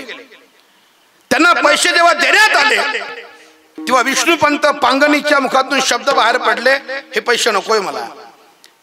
त्या दिग्दर्शकाला असं वाटलं असेल की पैसे कमी झाले, यांना वाढवून दिले, म्हणे मला पैसेच नकोय अजिबात, तुमचेच पैसे काय, आता मी माझ्या घरी सुद्धा जाणार नाही आहे, घरच्या पैशाने हात लावणार नाही. तुकोबाराची भूमिका करत करत असताना माझ्या जीवनामध्ये तुकोबारा संचारले. जो वेश तुम्ही मला दिलाय, जो विना तुम्ही मला दिलाय, ती पगडी, तो पंचा, तो धोतर, आता हे मात्र वापस घेऊ नका. इथून पुढं मला फक्त तुकाराम महाराज म्हणून जीवन जगायचं आहे आणि तुकाराम महाराज म्हणूनच मरायचं आहे. पैशाला हात लावला नाही त्यांनी. म्हणून त्यांचा तो फोटो आपण आपल्या घरात, हा भाग वेगळा आहे की तुकाराम महाराजची भूमिका करता करता त्या नटाला एक वैभव प्राप्त झालं आणि समाजात त्यांची प्रतिमा प्रसिद्ध झाली, हा भाग वेगळा आहे. पण ज्ञानेश्वर महाराजची प्रतिमा जी आपल्या समोर आली असेल, उपकार गुलाबराव महाराजांच्या आपल्यावर आहे. कधी आळंदीला गेलात ज्ञानेश्वर महाराजच्या मंदिरामध्ये तर विना मंडप आहे, आणि विना मंडपामध्ये उजव्या हाताला ज्ञानेश्वर महाराजचा फोटो आहे, आणि खाली स्वच्छ अक्षरात लिहिलेला आहे की संत गुलाबराव महाराज माधानकर यांनी काढलेला ज्ञानेश्वर महाराजांचा फोटो. पाहून घ्या कधी. या अमरावती जिल्ह्याने खूप काही दिलं या संप्रदायाला, या महाराष्ट्राला, या देशाला. घटना अशी सांगतोय, एक संतोष नावाचा मुलगा या जिल्ह्यातून आळंदी क्षेत्राला आला. शिक्षण पूर्ण झालं, मल्ल एक त्याला मुलगा झाला. नाव ठेवण्यात आलं त्याचं सोहम. मागच्या वर्षी तो मुलगा 4थ्या वर्गात शिक्षण घेत होता संत ज्ञानेश्वर विद्यालयामध्ये, आणि मागच्या वर्षी त्या पोराने आपल्या आयुष्यात जी क्रांती केली, त्या क्रांतीचा गौरव संबंध महाराष्ट्राने केला आणि सर्व वारकरी संप्रदायातल्या लोकांनी केला. त्या पोरांनी, चिमुकलं पोरग आहे 9 ते 10 वर्षाचं, या वर्षी 5व्या वर्गात आहे ते पोरग. मागच्या वर्षी त्यांनी आपल्या आयुष्याची क्रांती केली. ऐकून तुमच्या पायाखाली जमीन सरकून जाईल. 9033 ओव्याचा प्रबंध अर्थात संबंध ज्ञानेश्वरी आणि 700 श्लोकाची गीता त्या पोरांनी मुखोद्गत केली. चिमुकल्या पोरांनी स्वानंद सुकणीमासी सद्गुरु जोग महाराज वारकरी शिक्षण संस्थेमध्ये प्रातस्मरणीय शांती ब्रह्म मारुती बाबा कुरेकरांच्या समोर त्याची परीक्षा झाली, आणि त्या पोराला जेवढे प्रश्न विचारले सगळ्या प्रश्नांची उत्तर त्यांनी बिनचूक दिली. गौरव केला संस्थेने. सोशल मीडिया त्याच्या घरी गेली. त्याच्या आईला पहिला प्रश्न केला, आई साहेब आतापर्यंत आम्ही फार मोठे मोठे माणसं पाहिले, बुद्धिमान लोक पाहिले, एज्युकेटेड लोक पाहिले, उच्च शिक्षित लोक पाहिले, पण एवढ्या लहान वयामध्ये ज्ञानेश्वरी गीता पाठ करणारा पोरगा आमच्या आयुष्यात कधी आम्ही पाहिला नाही. हे सगळं घडलं कशामुळे हे रहस्य सांगा जरा आम्हाला. त्या बाईने जे उत्तर दिलं ना अतिशय महत्वाचं. विशेषतः जेवढा माता भगिनी या ठिकाणी आल्यात ना त्यांना माझी प्रार्थना आहे, हे उत्तर आपल्या सोबत घेऊन जा, नुसतं सोबत नेऊ नका. तर त्या बाईचं उत्तर स्वतःच्या हृदय पटलावरती कायमचं कोरून घ्या, आयुष्याचं सोनं होईल तुमच्या. उत्तर फार चांगलं आहे. त्या बाईने सांगितलं की माझा मुलगा 9 ते 10 वर्षाचा ज्ञानेश्वरी गीता पाठ करत असेल याच्यामध्ये माझं श्रेय काहीच नाही आहे, पण एक गोष्ट मी तुम्हाला आवर्जून सांगते, हा मुलगा माझ्या गर्भामध्ये असताना, माझ्या पोटामध्ये असताना मी 9 महिने 9 दिवस ग्रंथराज ज्ञानेश्वरीचे 108 पारायण केली, परिणाम माझ्या पोटी असा हिरा जन्माला आला. हे काल्पनिक नाही, हे वास्तव घडलेली घटना आहे ज्ञानोबारांच्या दरबारातली. कुठे होता आपण? आमचं जीवन गरुड भराईकडे न्यायचं असेल तर स्वतःच करावं लागेल. काही गोष्टी अशा असतात त्या ज्याच्या त्यालाच कराव्या लागतात. त्याच्यामध्ये काही प्रकार आहे की अभ्यास ज्याचा त्यालाच करावा लागतो. मित्राला सांगून अभ्यास होत नसतो. जेवण ज्याचं त्यालाच, दुसऱ्याला नाही. अलीकडचे प्रेमी गोल पोरं म्हणतात तू जेवली का, ते म्हण नाही तू जेवली नाही की मला जेवास वाटत नाही. नाटकं करू नको, कानाखाली वाजू नाटकं बंद. हे असं कोणी असं उपाशी नसतं राहत कोणी, काही हे बंद करा, हे थोटांग आहे, खोटं प्रेम आहे, काहीच नाही आहे. जेवण जेवण जास्त त्यानेच करायचं असतं. कोणाचं पोट भरलं काय ना आपण असं काहीच नाही. तू जेवली की मग मला जेवायचं काम नाही, शहाणपणा करू नको. कोणी जेवल्याने कोणाचं पोट भरत नसते. जेवण ज्याचं त्यांनीच करायचं असते बरं का माऊली, ज्याचं त्यांनी. जेवण ज्याचं त्यांनी, अभ्यास ज्याचा त्यांनी, लग्न का तुम्ही असं कधी पाहिलं का बा पोरगी पाण्याकरता एखादा माणूस गेला, पण पोरगी पसंत केली, साक्षगंध त्याच्यासोबत, सगळं त्याच्यासोबत झालं, त्याच्यासोबत फिरायला गेली, काही अडचण नाही, सगळं त्याच्यासोबत त्यांना लग्नाचं पर्यंत झालं. लग्नाच्या दिवशी मित्रच घोड्यावर बसून आला आणि युवाने विचारलं का हो जवाई नाही आले? नाही म्हणले जवायला अर्जंट काम आलं, आज याचा काम मागून घ्या. असं होते? शक्य आहे काय? जेवण जास्त त्यानेच करायचं, लग्न जास्त त्यानेच करायचं, अभ्यास ज्याचा त्यानेच करायचा असतो. कोणीही आयुष्यामध्ये त्याचं काम तो करू शकत नाही. म्हणून जीवनामध्ये गरुड भरारी घ्यायची आहे, जीवनामध्ये यशस्वी व्हायचं आहे, स्वतःलाच अभ्यास करावा लागेल, दुसऱ्या माणसाला सांगून जमत नसते. पहा, आणि आपण जर स्वतः झिजणार नाही, अभ्यास करणार नाही, स्वतःचा स्वाभिमान जिवंत ठेवणार नाही, तर सारखी लाचारी रक्तात येईल, दुसरं काहीच नाही. विठ्ठल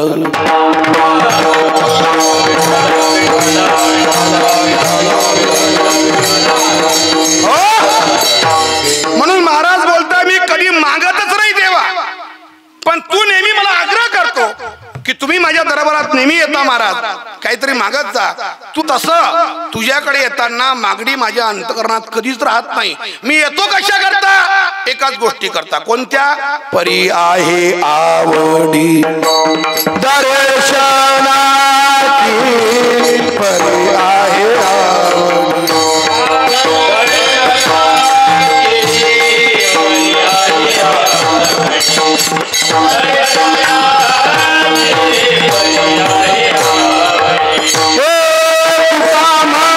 महाराज बोलताय मी तुझ्याकडे येतो फक्त एकाच अपेक्षेने, परी आहे आवडी दर्शनाची, सुतळीचा सळाही तुझा नकोय मला.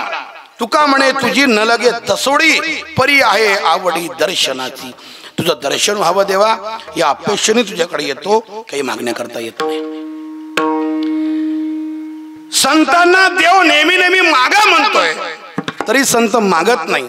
आणि आम्हाला देव कधी मागा म्हटलाच नाही, पण आम्ही मागितल्याशिवाय राहत नाही. देवाने कधी स्वप्नात येऊन सांगितलं नाही उद्या पंढरपूरला येतो आणि काही मागून लिस्ट करून घेऊन येतो, काहीच म्हटलं नाही. पण आम्ही मात्र सगळं घेऊन जातो आमच्या घरूनच. पण संतांना नेहमी मागा म्हणताय, संत मागत नाही. देवाचा खूप आग्रह झाला तेव्हा जगद्गुरु तुकोबारायांच्या मुखातून शब्द बाहेर पडले, देवा जर तुझी इच्छा असेल तर एवढंच दे. काय? सदा माझी डोळा जण तुझी बोलती, जय हो. सदा माझी डोळा जण तू देवा मागण्याची इच्छा काहीच नाही आहे, पण तू आग्रह करत असतील तर एवढीच अपेक्षा आहे. काय?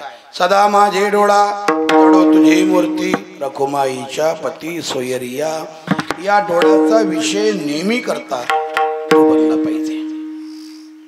ज्यांच्या डोळ्यांचा विषय सदैव भगवान परमात्मा असेल, ज्यांच्या डोळ्यांना सदैव नेहमी करता ज्ञानोबरांची ज्ञानेश्वरी गाथा वाचण्याचा छंद असेल, जीवनामध्ये त्याच्या आयुष्याचं सोनं होत असते.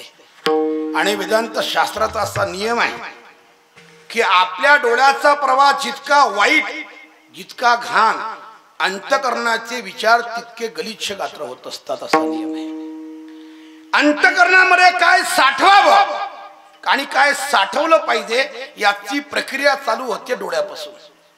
अगोदर जगतामध्ये हे डोळे पाहत असतात, फिरत असतात. ज्या वस्तूवरती आकर्षण झाले त्या वस्तूला पाहिल्याच्या नंतर डोळ्याच्या माध्यमातून ती वस्तू हृदयामध्ये साठवून जाते आणि नंतर त्याच वस्तूचं माणसाला सारखं स्मरण होत राहतं. हा मानसशास्त्राचा नियम आहे. एखाद्या वस्तूचं, एखाद्या व्यक्तीचं स्मरण होण्याकरता लगेच होत नाही. अगोदर त्या व्यक्तीला, त्या वस्तूला पाहतात डोळे. डोळ्याने पाहिल्याच्या नंतर त्या मनात साठवल्या जातं आणि नंतर त्या व्यक्तीचं किंवा त्या वस्तूचा विचार सारखा स्मरण त्याचं होत राहतं. अशी प्रक्रिया आहे. मग आपण पाहतो काय, त्याच्यावर हृदयामध्ये साठवेल कोण हे डिपेंड आहे. आणि साठवलं काय त्याच्यावर अवलंबून आहे. त्याचं स्मरण होत राहणे, कोणाचं स्मरण होतं हे त्याच्यावर अवलंबून आहे. अनादि संसार मालेच्या ठाई नित्य विषय भोगिले पायी, ते ठसावले चित्ताच्या ठाई. आपण जर अनेक वर्ष, अनेक जन्मोजन्मी फक्त विषयाचं सेवन करू आणि विषयाचं दर्शन करू तर अंतकरणामध्ये त्याचाच विचार आणि मनामध्येही त्याचाच विचार. त्या गोपिका, त्या गवळणी जेव्हा भगवान परमात्मा गोकुळ सोडून निघून गेला, 11 वर्ष 56 दिवसाचा कालावधी झाला. भगवंताने गोकुळ सोडलं आणि गोकुळ सोडल्याच्या नंतरही देहाने जरी देव त्या गोकुळात नव्हता तरी मात्र गोपिकांच्या हृदयातून तो कधी बाहेर पडला नाही. त्याचं कारण असं होतं, देखिला डोळा बैसला म्हणे. त्याने अगोदर देवाला पाहिलं, मनात त्याने साठवलं, नंतर तोची वदनी उच्चारली, नंतर त्याचं स्मरण चालू झालं. ही त्याची प्रक्रिया आहे. मग भगवान परमात्मा गोकुळ सोडून निघून गेला तरी पण त्याच्या विरहामध्ये त्या गोपिका त्याचं भजन कधी बंद करत नव्हत्या, कधीच. आणि त्या म्हणायचं आहे, कृष्णा जयती ते दिकं जन्मना व्रज सहित इंदिरा शश्वदत्री. हे काना, अरे तू जन्माला आलास आणि म्हणून या ब्रजभूमीला महत्व प्राप्त झालं. चयती ते दिकम जन्मना व्रज. तुझ्या जन्माने ब्रजभूमीला एक आगळा वेगळा आनंद पाहायला भेटला. निघून गेलास, पण जरी तू देहाने गेला असशील, आमच्या मनातून तू कधी जाऊ शकत नाही, कारण तुझं रूप इथे साठवलेलं आहे. निघून गेल्याच्या नंतर देखील भगवंताचं भजन त्यांनी कधी कमी केलं नाही, कारण त्यांनी इथे घर केलं होतं. आणि त्या नेहमी म्हणायचं कि बड़ी मुश्किल से नरक मिला है, क्या पता फिर किधर जाएगा. कृष्ण कहने से, श्याम कहने से, कृष्ण कहने से तर जाएगा. पार भव से उतर जा, पार भव से उतर जा.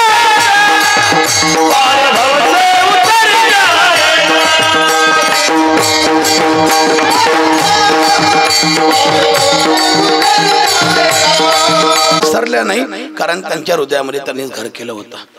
आणि मानसशास्त्राचा नियम असा आहे, एखाद्या व्यक्तीने आपल्या हृदयामध्ये कायमचं घर केलं रे केलं की ती व्यक्ती आपल्या डोळ्यासमोर असो अथवा नसो, आयुष्याच्या शेवटच्या क्षणापर्यंत त्याची भेट हो अथवा न हो, पण त्या व्यक्तीला मनुष्य विसरू शकत नाही. हे मानसशास्त्राचा नियम आहे.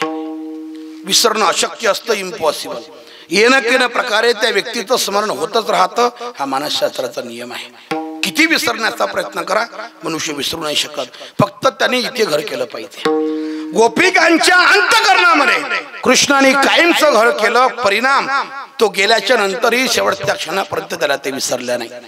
म्हणजे अंतःकरणामध्ये कोणाचं हृदय, कोणाचं रूप साठवावं याच्याकरता डोळ्याचा प्रवास अतिशय महत्वाचा आहे. डोळ्याचा प्रवास ज्याच्या अतिशय घाण असतो त्याचे विचार कधीच चांगले होत नाही. जगातली प्रत्येक स्त्री त्याला भोग वस्तू म्हणून दिसते. त्याला कोणामध्ये आई दिसत नाही आणि कोणामध्ये त्याला आई बहीण दिसत नाही. जगातली प्रत्येक स्त्री त्याला भोग वस्तू दिसते, कारण डोळ्याचा प्रवास चांगला नाही. डोळ्याचा प्रवास अतिशय वाईट आहे. त्याचा हा परिणाम आपल्या मनाची आपण स्वतः त्याचं आत्मपरीक्षण करायचं. एखाद्या परस्त्रीकडे पाहताना आम्हाला आई दिसते का बहीण दिसते, तर त्याच्यामध्ये आम्हाला आई बहीण दिसत नसेल तर समजून घ्यावं आपल्या अंतःकरणाचे विचार गलिच्छ गात्र आहे. ते शुद्ध करणं महत्वाचं आहे. ते जोपर्यंत आपलं अंतःकरण स्वच्छ, नितळ, निखळ, प्रांजळ, पवित्र आपण करणार नाही तोपर्यंत कथा कीर्तनाचा परिणाम आपल्या आयुष्यात जास्त काही होणार नाही. फक्त दगडापेक्षा वीट मऊ न ऐकणाऱ्या लोकांपेक्षा आपण बरे, एवढंच त्याचा अर्थ आहे. पण ते जर अंतःकरणापर्यंत पोहोचत नसेल, वक्त्याचे शब्द आपल्या कर्ण इंद्रियाच्या माध्यमातून थेट हृदयापर्यंत जाऊन पोहोचले पाहिजे, तर त्याचं काही परिवर्तन होत असतं, त्याचा काही फायदा होत असतो. ते फक्त कानापर्यंत येऊन जर थांबले आणि हृदयाचा ठाव जर शब्द घेत नसेल तर माणसाच्या जीवनामध्ये फारसं परिवर्तन होत नाही. 100 वर्ष कथा कीर्तन ऐकतात लोक, जसे आहेत तसेच मरतात, काही त्याच्यामध्ये फरक पडत नाही. कारण का? शब्द हृदयापर्यंत जाऊन पोचत नाही. हे त्याचं उत्तर आहे, हे त्याचं कारण आहे. आम्हाला गरज आहे या विचाराची की छत्रपती शिवाजी महाराजांची जयंती 19 फेब्रुवारी आपण मोठ्या उत्साहाने साजरी करतो. डीजे लावतो, नाचतो आपण, प्रश्नच नाही. पण जयंती फक्त नाचण्यापुरती नसते. जयंती आम्हाला त्यांच्या विचारांची करायची असते. ज्या छत्रपती शिवाजी महाराजांच्या दरबारामध्ये कल्याणाच्या सुभेदाराची सून मावळ्यांनी नजरानं उभी केली, तेव्हा छत्रपतींच्या मुखातून शब्द बाहेर पडले की अशी सामशी माता असती सुंदर रूपवती, असेच झालो असतो सुंदर आम्ही वदले छत्रपती. समोरच्या स्त्रीच्या बद्दल आपल्या अंतःकरणात आईची भावना बाळगणारे छत्रपती शिवाजी महाराज, आम्हाला त्यांच्या विचाराची जयंती करायची आहे. नुसतं डीजे लावले आम्ही, नाचलो आम्ही, काही याला अर्थ नसतो. सप्ताहामध्ये शेवटच्या मागणीपर्यंत कीर्तन 10 वाजता लागो का 10:30 वाजता लागो, पण कीर्तन झालंच पाहिजे. अखंड हरिनाम सप्ताह येतो. नाचण्याकरता कीर्तन बंद कधी करायचं नाही. हे पाप कधी करायचं नाही. आपण नाचा, भरपूर नाचा. जयंतीच्या दिवशी खूप नाचा, अडचण नाही आहे. पण आम्हाला त्यांच्या विचारांची जयंती करायची आहे, फक्त नाचण्याची नाही आहे. संप्रदायामध्ये खूप पावल्या खेळा, खूप नाचा, हरकत नाही. 9 नाही 10 वाजता कीर्तन लावा, काही अडचण नाही. कीर्तनकार थांबणार आहे, काही हरकत नाही. ओव्हर टाइम करायची सवय नाही आम्हाला, पण या गावात करतो आम्ही, काही हरकत नाही. प्रेमाचा संबंध आहे, तो थांबेल, अडचण नाही. पण कीर्तन बंद करून फक्त दिंडीच करावा असा जागर होत नसतो. जागराचं कीर्तन आहे, त्या जागराच्या दिवशी जागराचं कीर्तन झालंच पाहिजे. तेव्हा त्या सप्ताहाला पूर्णता होते. त्या सप्ताहामध्ये खंड पडते, खंड नाही पडला पाहिजे. आमच्या जुन्या लोकांनी आमच्याकरता हा वारसा करून ठेवला.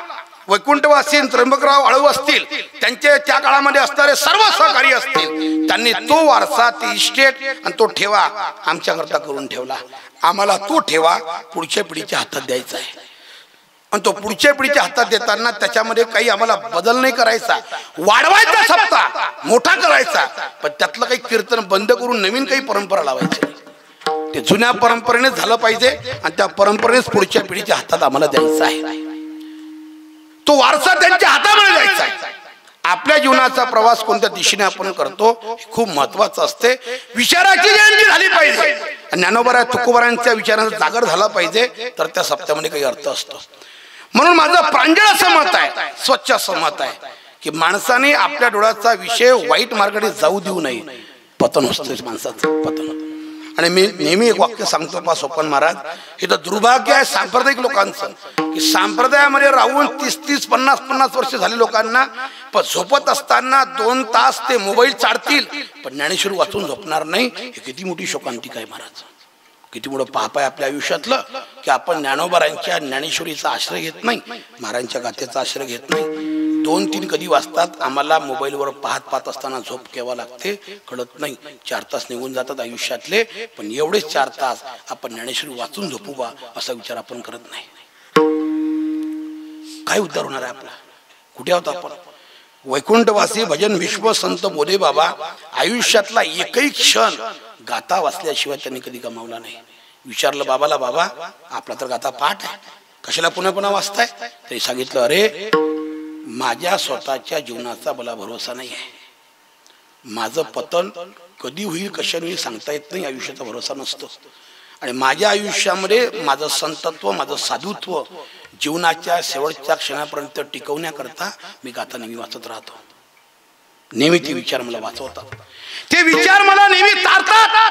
त्या विचारासोबत जीवन मी जगतो, म्हणून माझं साधुत्व टिकून आहे, म्हणून माझा 3 वाजताचा नियम टिकून आहे. कारण ते विचार मला ऊर्जा देतात, ते प्रेरणा देतात, माझं साधुत्व टिकून ठेवतात. ते असं काही नाही आहे की मनुष्य 50 वर्ष राहिला संप्रदायामध्ये म्हणजे साधूच होतो, असं काही नाही आहे. 50-60 नाही, आयुष्याच्या शेवटच्या काळामध्ये सुद्धा माणसाचं पतन होऊ शकते, असं काही सांगता येत नाही. 60,000 वर्ष तपश्चर्या केली एका माणसाने, नाव विश्वामित्र. 60,000 वर्ष लोहाचे चणे खाऊन तपश्चर्या केली, पण तरी देखील 60,000 वर्षाची तपश्चर्या एका क्षणात नाहीशी झाली. रंभा आली आणि आपल्या आयुष्यातलं सगळं तप घेऊन गेली. काय सांगते? आयुष्यामध्ये पतन कोणत्याही क्षणात होऊ शकते, कोणत्याही काळामध्ये होऊ शकते. शेवटच्या क्षणापर्यंत आपला साधुत्व टिकून ठेवायचं असेल तर गाथा ज्ञानेश्वरीच्या विचारांचा आश्रय घेत चला. विठ्ठल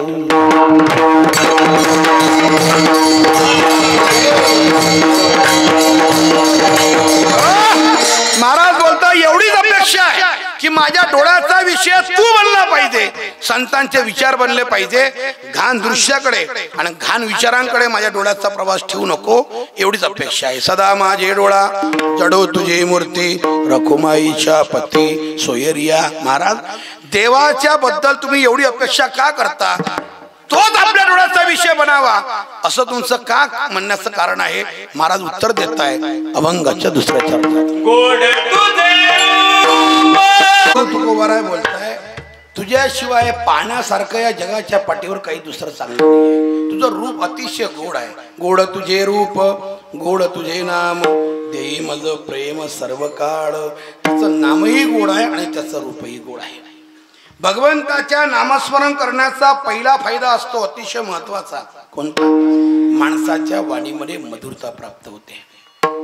आम्ही ज्यांच्या सहवासात राहिलो, वैकुंठवासी संत बोधे बाबा कधीही कोणाला कटू बोलले नाही आणि कधीही कोणाला आपला शब्द लागेल त्याच्या हृदयाला असं कधी वाक्यप्रचार केला नाही.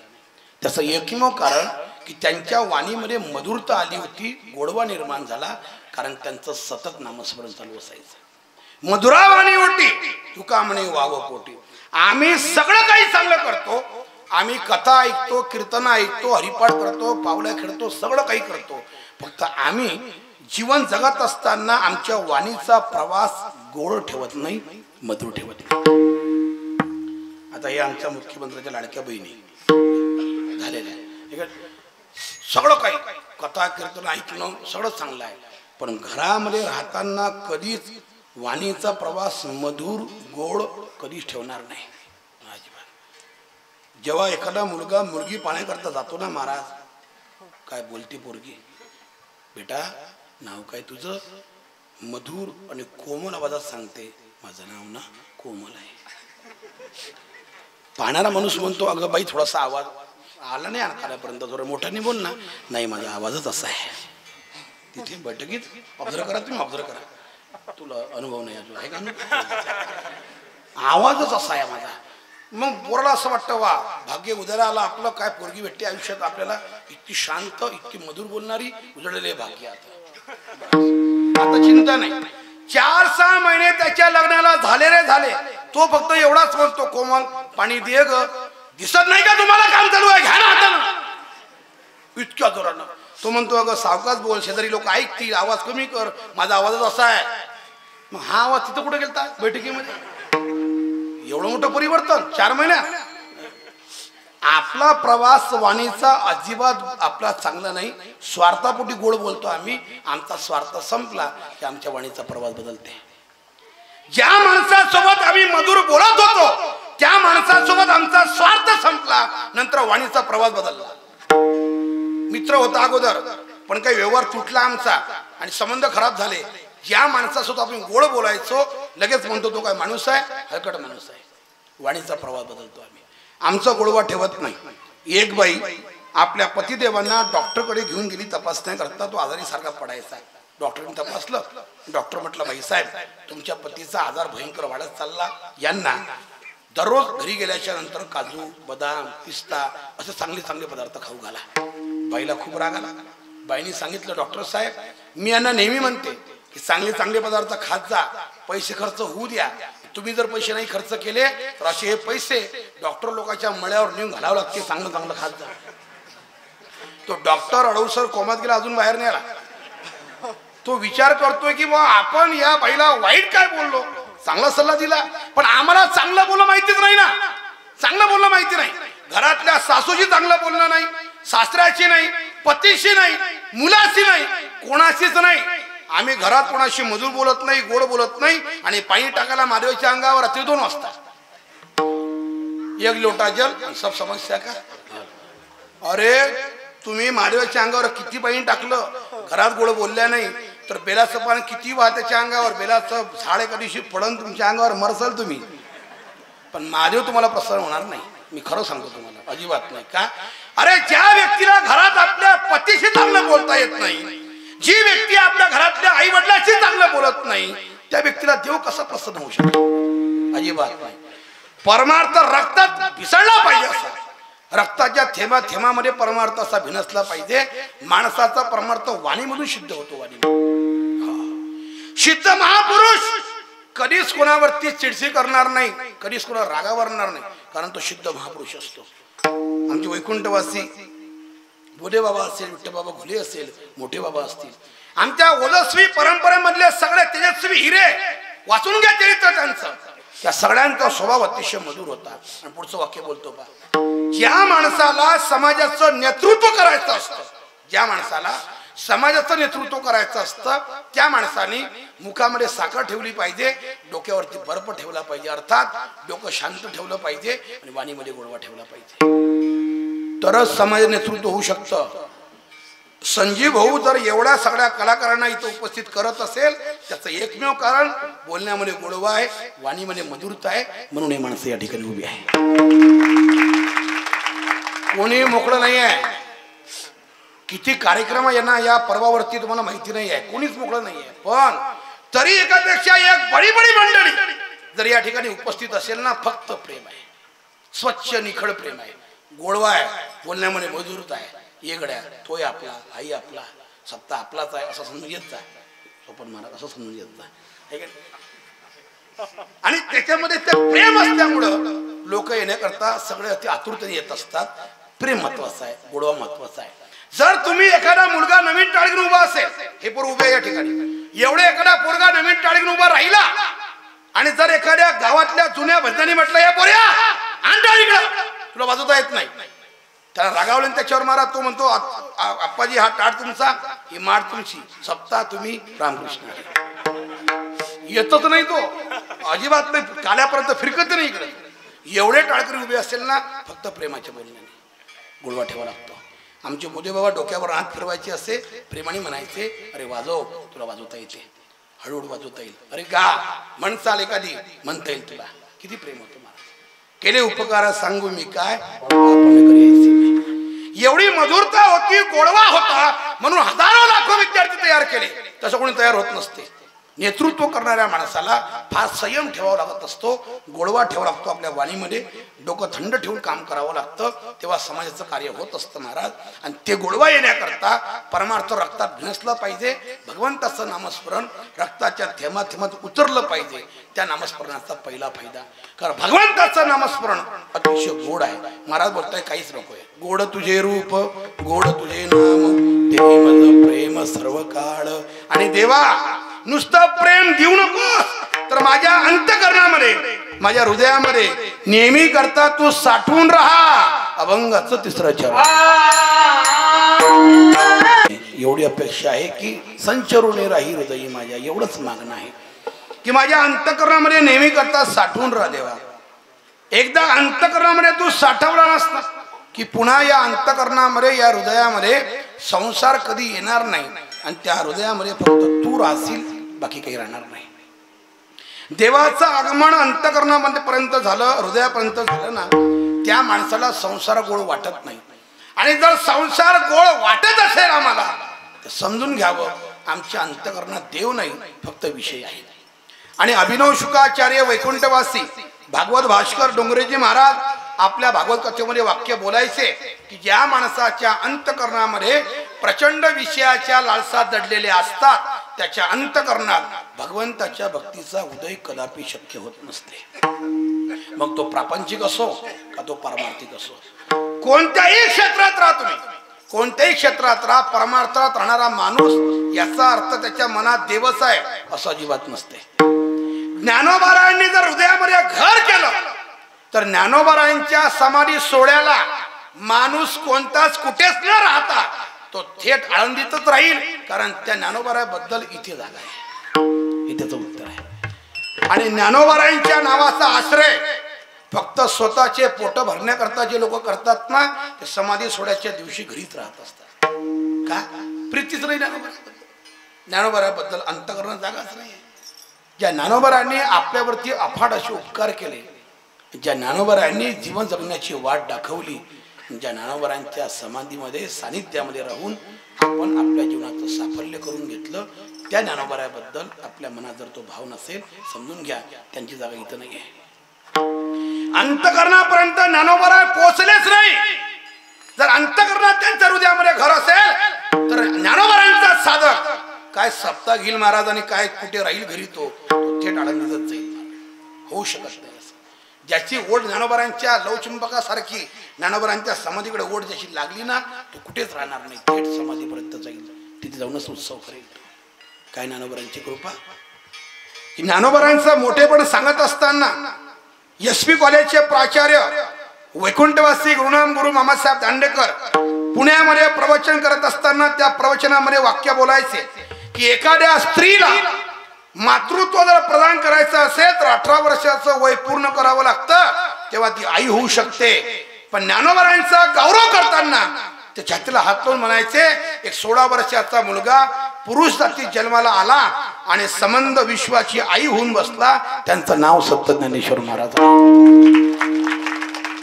साधी क्रांती नाही आहे आणि त्या क्रांतीमध्ये आपण सर्व सहभागी आहोत, त्यांची आपण लेकरं आहोत. त्यांच्या सानिध्यात राहणारी माणसं जर ज्ञानोबारांच्या समाधी सोहळ्याला, त्यांच्या उत्सवाला त्यांच्या दारात होत नसेल ना, जागा इथे नाही त्यांची. आमच्या हृदयामध्ये माऊलीने घरच केलं नाही. काय उपकार आहे महाराज, काय साबळलं त्यांनी. की प्रसंग आळंदीमध्ये कसाही येऊ, किती वाईट दिवस येऊ, पण ज्ञानोबारांनी साधकाला उपवाशी ठेवलं असा कोणत्या साधकाच्या आयुष्यातला कधीच असा विषय येत नाही, त्याची आठवण कोणतीच नाही, असा प्रसंग नाहीये. आम्ही संस्थेमध्ये होतो त्या आमच्यापेक्षा आमचे आवारे बाबा या ठिकाणी बसलेले आहेत. आधीचा काळ, खूप आधीचा काळ. शिड्या भाकरी घेऊन 8-8 दिवसाच्या शिड्या भाकरी एकत्रित जमा करून उन्हामध्ये वाळवून आणि नंतर पाण्यामध्ये बारीक बारीक करून करून त्याचा भुगा करून खाण्याचे दिवस त्यांनी काढले. विचारा त्यांना, इतके वाईट दिवस काढले, पण त्या भाकरी खाण्यामध्ये, शिड्या भाकरी खाण्यामध्ये सुद्धा इतका आनंद होता महाराज, खूप आनंद होता. आम्ही संस्थेला होतो. घरी पाडवा असायचा, होळीचा सण असायचा, घरी दिवाळीचा सण असायचा. आईचं बोलणं व्हायचं फोनवरती आणि आई म्हणायची, बाळा दिवाळीचा सण आहे, पाडव्याचा सण आहे, बघ घरी पुरणपोळ्या केल्या, भजी, कुरड्या, पापड, चमचमीत पदार्थ आहे, तू काय खाल्लं रे आज. तेव्हा आईला आम्ही म्हणत होतो, आई इथे कसली ग पोळी, आम्ही मधुगरी मागितली आणि इथे बाजरीच्या भाकरी आहे. आणि आईच्या कानावरती शब्द पडले की आईच्या समोर इतकं मोठं ताट भरून असायचं, आई घरातल्या लोकांना पूर्ण जेवण द्यायची आणि आमचा कानावरचा शब्द ऐकला की माझं पोरगं, माझं लेकरू बाजरीच्या भाकरी खाते. सणाच्या दिवशी आई आपलं ताट भरलेलं बाजूला सारून देत होती आणि कोपऱ्यात बसून रडायची आमची आई. का? आपलं पोरगं भाकरी खाते, आपण पुरणपोळ्या कशा खायच्या. ज्ञानोबारांच्या दारामध्ये त्या भाकरी खाताना सुद्धा तर शिळ्या भाकरी खाताना सुद्धा इतका आनंद होता, तो घरच्या पुरणपोळीत आनंद नाही महाराज ज्ञानोबांनी सांभाळलं. आम्ही मृदंगाची प्रॅक्टिस करायचो. वैकुंठवासी मृदंग सम्राट की संबंध महाराष्ट्रामध्ये या विद्येला रोग आला होता. हे रोगीट झालेली विद्या होती मृदंग क्षेत्रातली, पण त्या रोगीट झालेल्या विद्येला पुन्हा अतिशय संक्रमित केलं, प्रफुल्लित केलं आणि त्या महाराष्ट्रामध्ये वैद्य जन्माला आले. त्या वैद्याचं नाव आहे पांडुरंग बाबा वैद्य मृदंग सम्राट, ज्यांनी या मृदंग कलेच्या क्षेत्रामध्ये आपल्या जवळचं ज्ञान आणि कला मोफत निष्काम भावनेने संबंध महाराष्ट्रातील लोकांना वाटून दिले. महाराज संबंध महाराष्ट्रातील लोकांना. आणि आयुष्यामध्ये ज्ञानोबांनी जर एवढं सांभाळलं असेल आम्हाला, तर त्या ज्ञानोबाबद्दल आमच्या मनात ती प्रीती पाहिजे, ती भावना पाहिजे. आणि जर ते नसेल तर समजून घ्या हृदयामध्ये ज्ञानोबांचं स्थान नाही आहे, ज्ञानोबांनी हृदयामध्ये घर केलं नाही. आणि म्हणून महाराजांची प्रार्थना आहे, तू मावली हाची वर देई संचरोनी राही माझ्या हृदयामध्ये जर तू संचरून राहिलीस देवा, तर तू कुठेही जाणार नाहीस अशी माझी अपेक्षा आहे. एकदा मोठ्या प्रमाणे भजन आहे, सर्वांनी हात वर करू. इति काम शब्द सौनिता हा पंचदशिकार वर्णन करताय. गाडी बंगला पैसा प्रतिष्ठा मान सन्मान हे मागतो आम्ही देवाच्या दरबारात गेल्याच्या नंतर. देवाला मागत नाही आम्ही. तुकोबारा हे काहीच मागत नव्हते, मागितलं फक्त देवाला. संतांमध्ये आणि आपल्यामध्ये हा फरक आहे. आम्हाला प्रचंड श्रीमंत व्हायचं आहे. आम्हाला अमरावती जिल्ह्यामधल्या टॉप लेवलच्या श्रीमंताच्या यादीमध्ये स्वतःचं नाव घालवायचं आहे. आम्हाला गाडी बंगला पैसा प्रतिष्ठा मान सन्मान गर्भ श्रीमंत व्हायचं आहे आम्हाला. आणि त्याच्याकरता मी परमार्थ करतो, त्याच्याकरता देवाच्या दरबारात जातो. माझं नेहमी असं मत आहे, श्रीमंत जरूर व्हा, खूप श्रीमंत व्हा, जोडून या धन उत्तम व्यवहारे आणि उदास विचारे वेच करे. प्रचंड श्रीमंत व्हा, पण त्या श्रीमंतीचं प्रदर्शन करण्याकरता श्रीमंती कमावू नका. लोकांना प्रदर्शन करण्याची खूप सवय आहे. मी खूप श्रीमंत आहे हे दाखवण्याची खूप लोकांना सवय आहे. अंगावरती फार दागिने घालून आणि समाजामध्ये मिरवून स्वतःच्या श्रीमंतीचं प्रदर्शन दाखवू नका. माझ्याकडे खूप पैसा आहे म्हणून आपल्या मुलाचा वाढदिवस करताना अन्नाची नासाडी करून समाजात आपला मोठेपणा करू नका. श्रीमंतीचं प्रदर्शन करू नका. श्रीमंतीचं प्रदर्शन करायचं असेल तर या अष्टोलीमध्ये भेटा कार्यकर्त्यांना भेटा संजीव भाऊला आणि त्यांना म्हणा की तुम्ही सप्ताह फारच गोड करता गड्या, हा सप्ताह असा चालू ठेवा, असाच स्वरूपाने ठेवा. पैसे कमी पडले ना, मी श्रीमंत आहे आपल्याकडनं घेऊन जा, याला म्हणतात श्रीमंतीचं प्रदर्शन. इथे करावं. इथे केल्याच्या नंतर त्या पैशाची सार्थकता आहे. जोडून या धन उदास विचारे व्यस्त करी, त्याचा योग्य विनियोग करणं त्याला म्हणतात श्रीमंतीचं प्रदर्शन. अरे ज्ञानोबारांचा पालखी सोहळा जसा चांदीच्या रथात निघतो ना आणि दिवे घाटात तेव्हा तो सोहळा पाहण्याकरता हजारो लाखो भाविक येतात. काय माझे ज्ञानोबार आहे, डौलात चालतात महाराज, त्यांचा रथ चालतो. तसा आपल्या गावाचा पालखी सोहळा संबंध महाराष्ट्राने युट्यूबच्या माध्यमातून पाहिला पाहिजे. इतका सोहळा चांगला झाला पाहिजे. स्वतःच्या मुलाच्या लग्नाचा आनंद जितका आपल्या मनात असतो त्याही पेक्षा 10 पटीने आनंद आपल्या गावाच्या पालखी सोहळ्याबद्दल असला पाहिजे. गावात पंढरपूर अवतरण झाल्याशिवाय राहणार नाही महाराज, नक्की होईल. वेगळं पंढरपूर करण्याची गरज नाही, तुमचं गावच पंढरपूर होईल. पण ती भावना पाहिजे.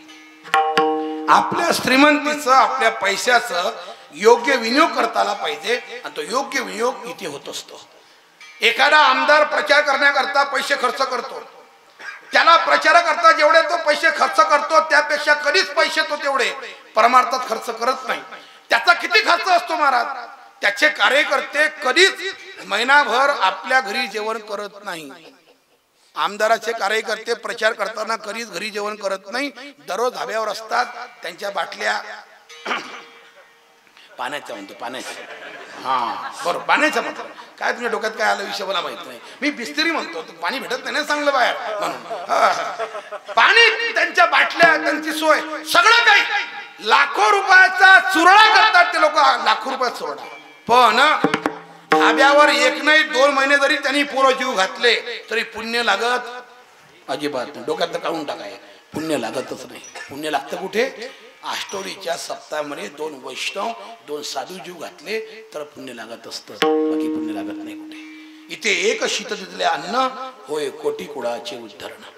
आपल्या पैशाचा योग्य विनियोग करता आला पाहिजे, पैसा सत्कर्मात खर्च झाला पाहिजे, एवढी आपल्या चरणी प्रार्थना आहे. म्हणून महाराज बोलता, देवा काहीच नकोय, साई इतना दीजिए, साई इतना दीजिए जा मैं कुटुंब समाए, मैं भी भूखा न रहूं और आने वाला साधू भी भूखा न जाए, एवढं मला दे देवा, बाकी काहीच नको, काही अपेक्षा नाही आहे. मग देवा नेमकं तुम्हाला पाहिजे काय महाराज? महाराज सांगताय तुझ्या चरणाजवळ खूप सुख आहे, याच्यापेक्षा वेगळं मला काही नको, शेवटचं चरण देवा.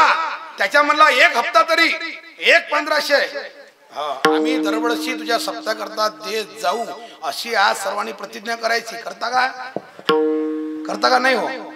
हो का नाही? हो असं टाळ्या वाजवा, मग हो असं तर टाळ्या वाजवा. लक्षात ठेव जा, टाळ्या वाजवल्या तुम्ही. देवाला माहिती आहे संकल्प खरा आहे का खोटा आहे.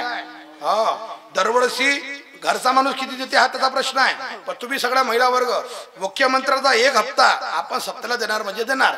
संकल्प केला तुम्ही आता, आणि समजा संकल्प पूर्ण तुम्ही नाही केला, कधी ऑटो तुमचा पलटी होईल काही सांगता येईल.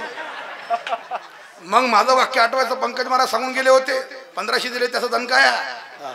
म्हणून प्रार्थना आहे, आपल्या जवळचा सप्त पैसा या सत्कर्मात खर्च झाला पाहिजे, आणि भगवंताच्या चरणाजवळ जे सुख आहे जगाच्या पाठीवर कुठेच नाही, आणि त्याच्यामुळे जर सुख असेल तर तेवढंच आपल्या आयुष्यात करावं, एवढी प्रार्थना आपल्या सर्वांच्या समोर करतो आणि आपल्या या ठिकाणी वाणीला विराम देतो.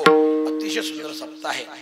दिंडीला एवढा उशीर होऊनही, एवढं नाचून तुम्ही एवढे पावल्या खेळून दमले होते, पण तरीही एवढ्या उशिरा कीर्तनाला सुद्धा इतक्या बहुसंख्येने आलात. खरंच तुमच्या सगळ्या श्रोत्यांचा खरं धन्यवाद तुम्हाला दिले पाहिजे, आभार मानले पाहिजे, तुमचे धन्यवाद दिले पाहिजे. कारण इतकी दिंडी झाल्याच्या नंतर, एवढा थकवा आल्याच्या नंतर कीर्तन ऐकण्याची मानसिकता अजिबात कोणाची नसते. मी जेव्हा उभा झालो तेव्हा तुमचे चेहरे पाहिले, तेव्हा लक्षात आलं माझ्या. म्हणून म्हटलं आता जास्त काही आपल्याला डीप मध्ये सांगण्यात काही मजा नाही. काल झोपले म्हणते तुम्ही, आज डबल झोपले नाही, तर असं नाही झालं पाहिजे. म्हणून थोडंसं तुम्हाला समजेल, रुचेल, पचेल असं सांगण्याचा प्रयत्न केला. सुंदर व्यवस्था आहे, याला व्यवस्थापन कौशल्य म्हणतात. संजीव भाऊ आपण खूप चांगलं केलं. कोणती वस्तू कुठे ठेवल्याच्या नंतर सप्ताच्या मंडपाला शोभा येईल, याला व्यवस्थापन कौशल्य म्हणतात. ती तुम्ही फार त्याच्यामध्ये माहीर आहात. व्यवस्थापन कौशल्य श्री संत गजानन महाराज सेगाव संस्थांनी संबंध विश्वपुढे आदर्श ठेवला की कोणती वस्तू कुठे ठेवल्याच्या नंतर ती चांगली दिसते, हा त्यांचा आदर्श आहे. तिथे किती लोक आले तरी जेवण्याकरता अडचण नाही आणि कमी काही पडत नाही, कारण मशीन अशी त्यांनी आणून ठेवली. किती लोक आले प्रगटीला, किती लोक आले रामनवमीला, तर कणी टाकून द्या, पाणी टाकून द्या, लगेच चपात्या बाहेर पडतात, पोळ्या बाहेर पडतात. माणसाचं काम नाही. आता सेगाव संस्थान आणखी एक मशीन तयार करण्याच्या भांगडीत आहे. लोक जर असेच वाढत राहिले तर आता इथून पुढे कणिक नाही, पाणी नाही, माणूस आला की मशीनवर टाकून द्यायचा, जेवण करूनच बाहेर पडला पाहिजे. काही त्यांचं काही सांगता येत नाही. ते काय करतील व्यवस्थापन कौशल्य हे कोणी सांगू शकत नाही. पण न जाणो कोणत्या मशीनवर जाण्याचा योगी सांगता येत नाही. पण तुम्ही मात्र व्यवस्थापन कौशल्य खूप चांगलं ठेवलं, त्याबद्दल संजीव भाऊ आणि त्यांचे सर्व कार्यकर्ते सर्वांना धन्यवाद देऊन, आणि माझ्या गावात आजच उत्सव पूर्ण झाला. सकाळी काल्याचं कीर्तन कथा 7 दिवस करून मी या ठिकाणी आलो. मी फक्त तसं पाहायला माझी अधिकृत तारीख नव्हती, पण अनधिकृत तारीख झाली नंतर ते संजीवच्या प्रेमास्तव दुसऱ्या गावाची तारीख कॅन्सल करून मी त्यांना म्हटलं होतं गावाचा उत्सव आहे, सगळा भार माझ्यावर आहे, जमणार नाही. पण भाऊ म्हणले नाही यावं लागेल. त्याला मला हरकत नाही, प्रेमाचा स्नेहाचा संबंध आहे, जावं लागतंच. प्रेम जिथे असतं तिथे स्वार्थ आडवा येत नसतो. त्यांचं आमचं प्रेम अतिशय स्वच्छ अंतःकरणाचं आहे. हे प्रेमाची सगळी मंडळी भेटली, आनंद वाटला. सर्वांच्या चरणी सेवा समर्पित करून वाणीला विराम देतो. ज्ञानेश्वर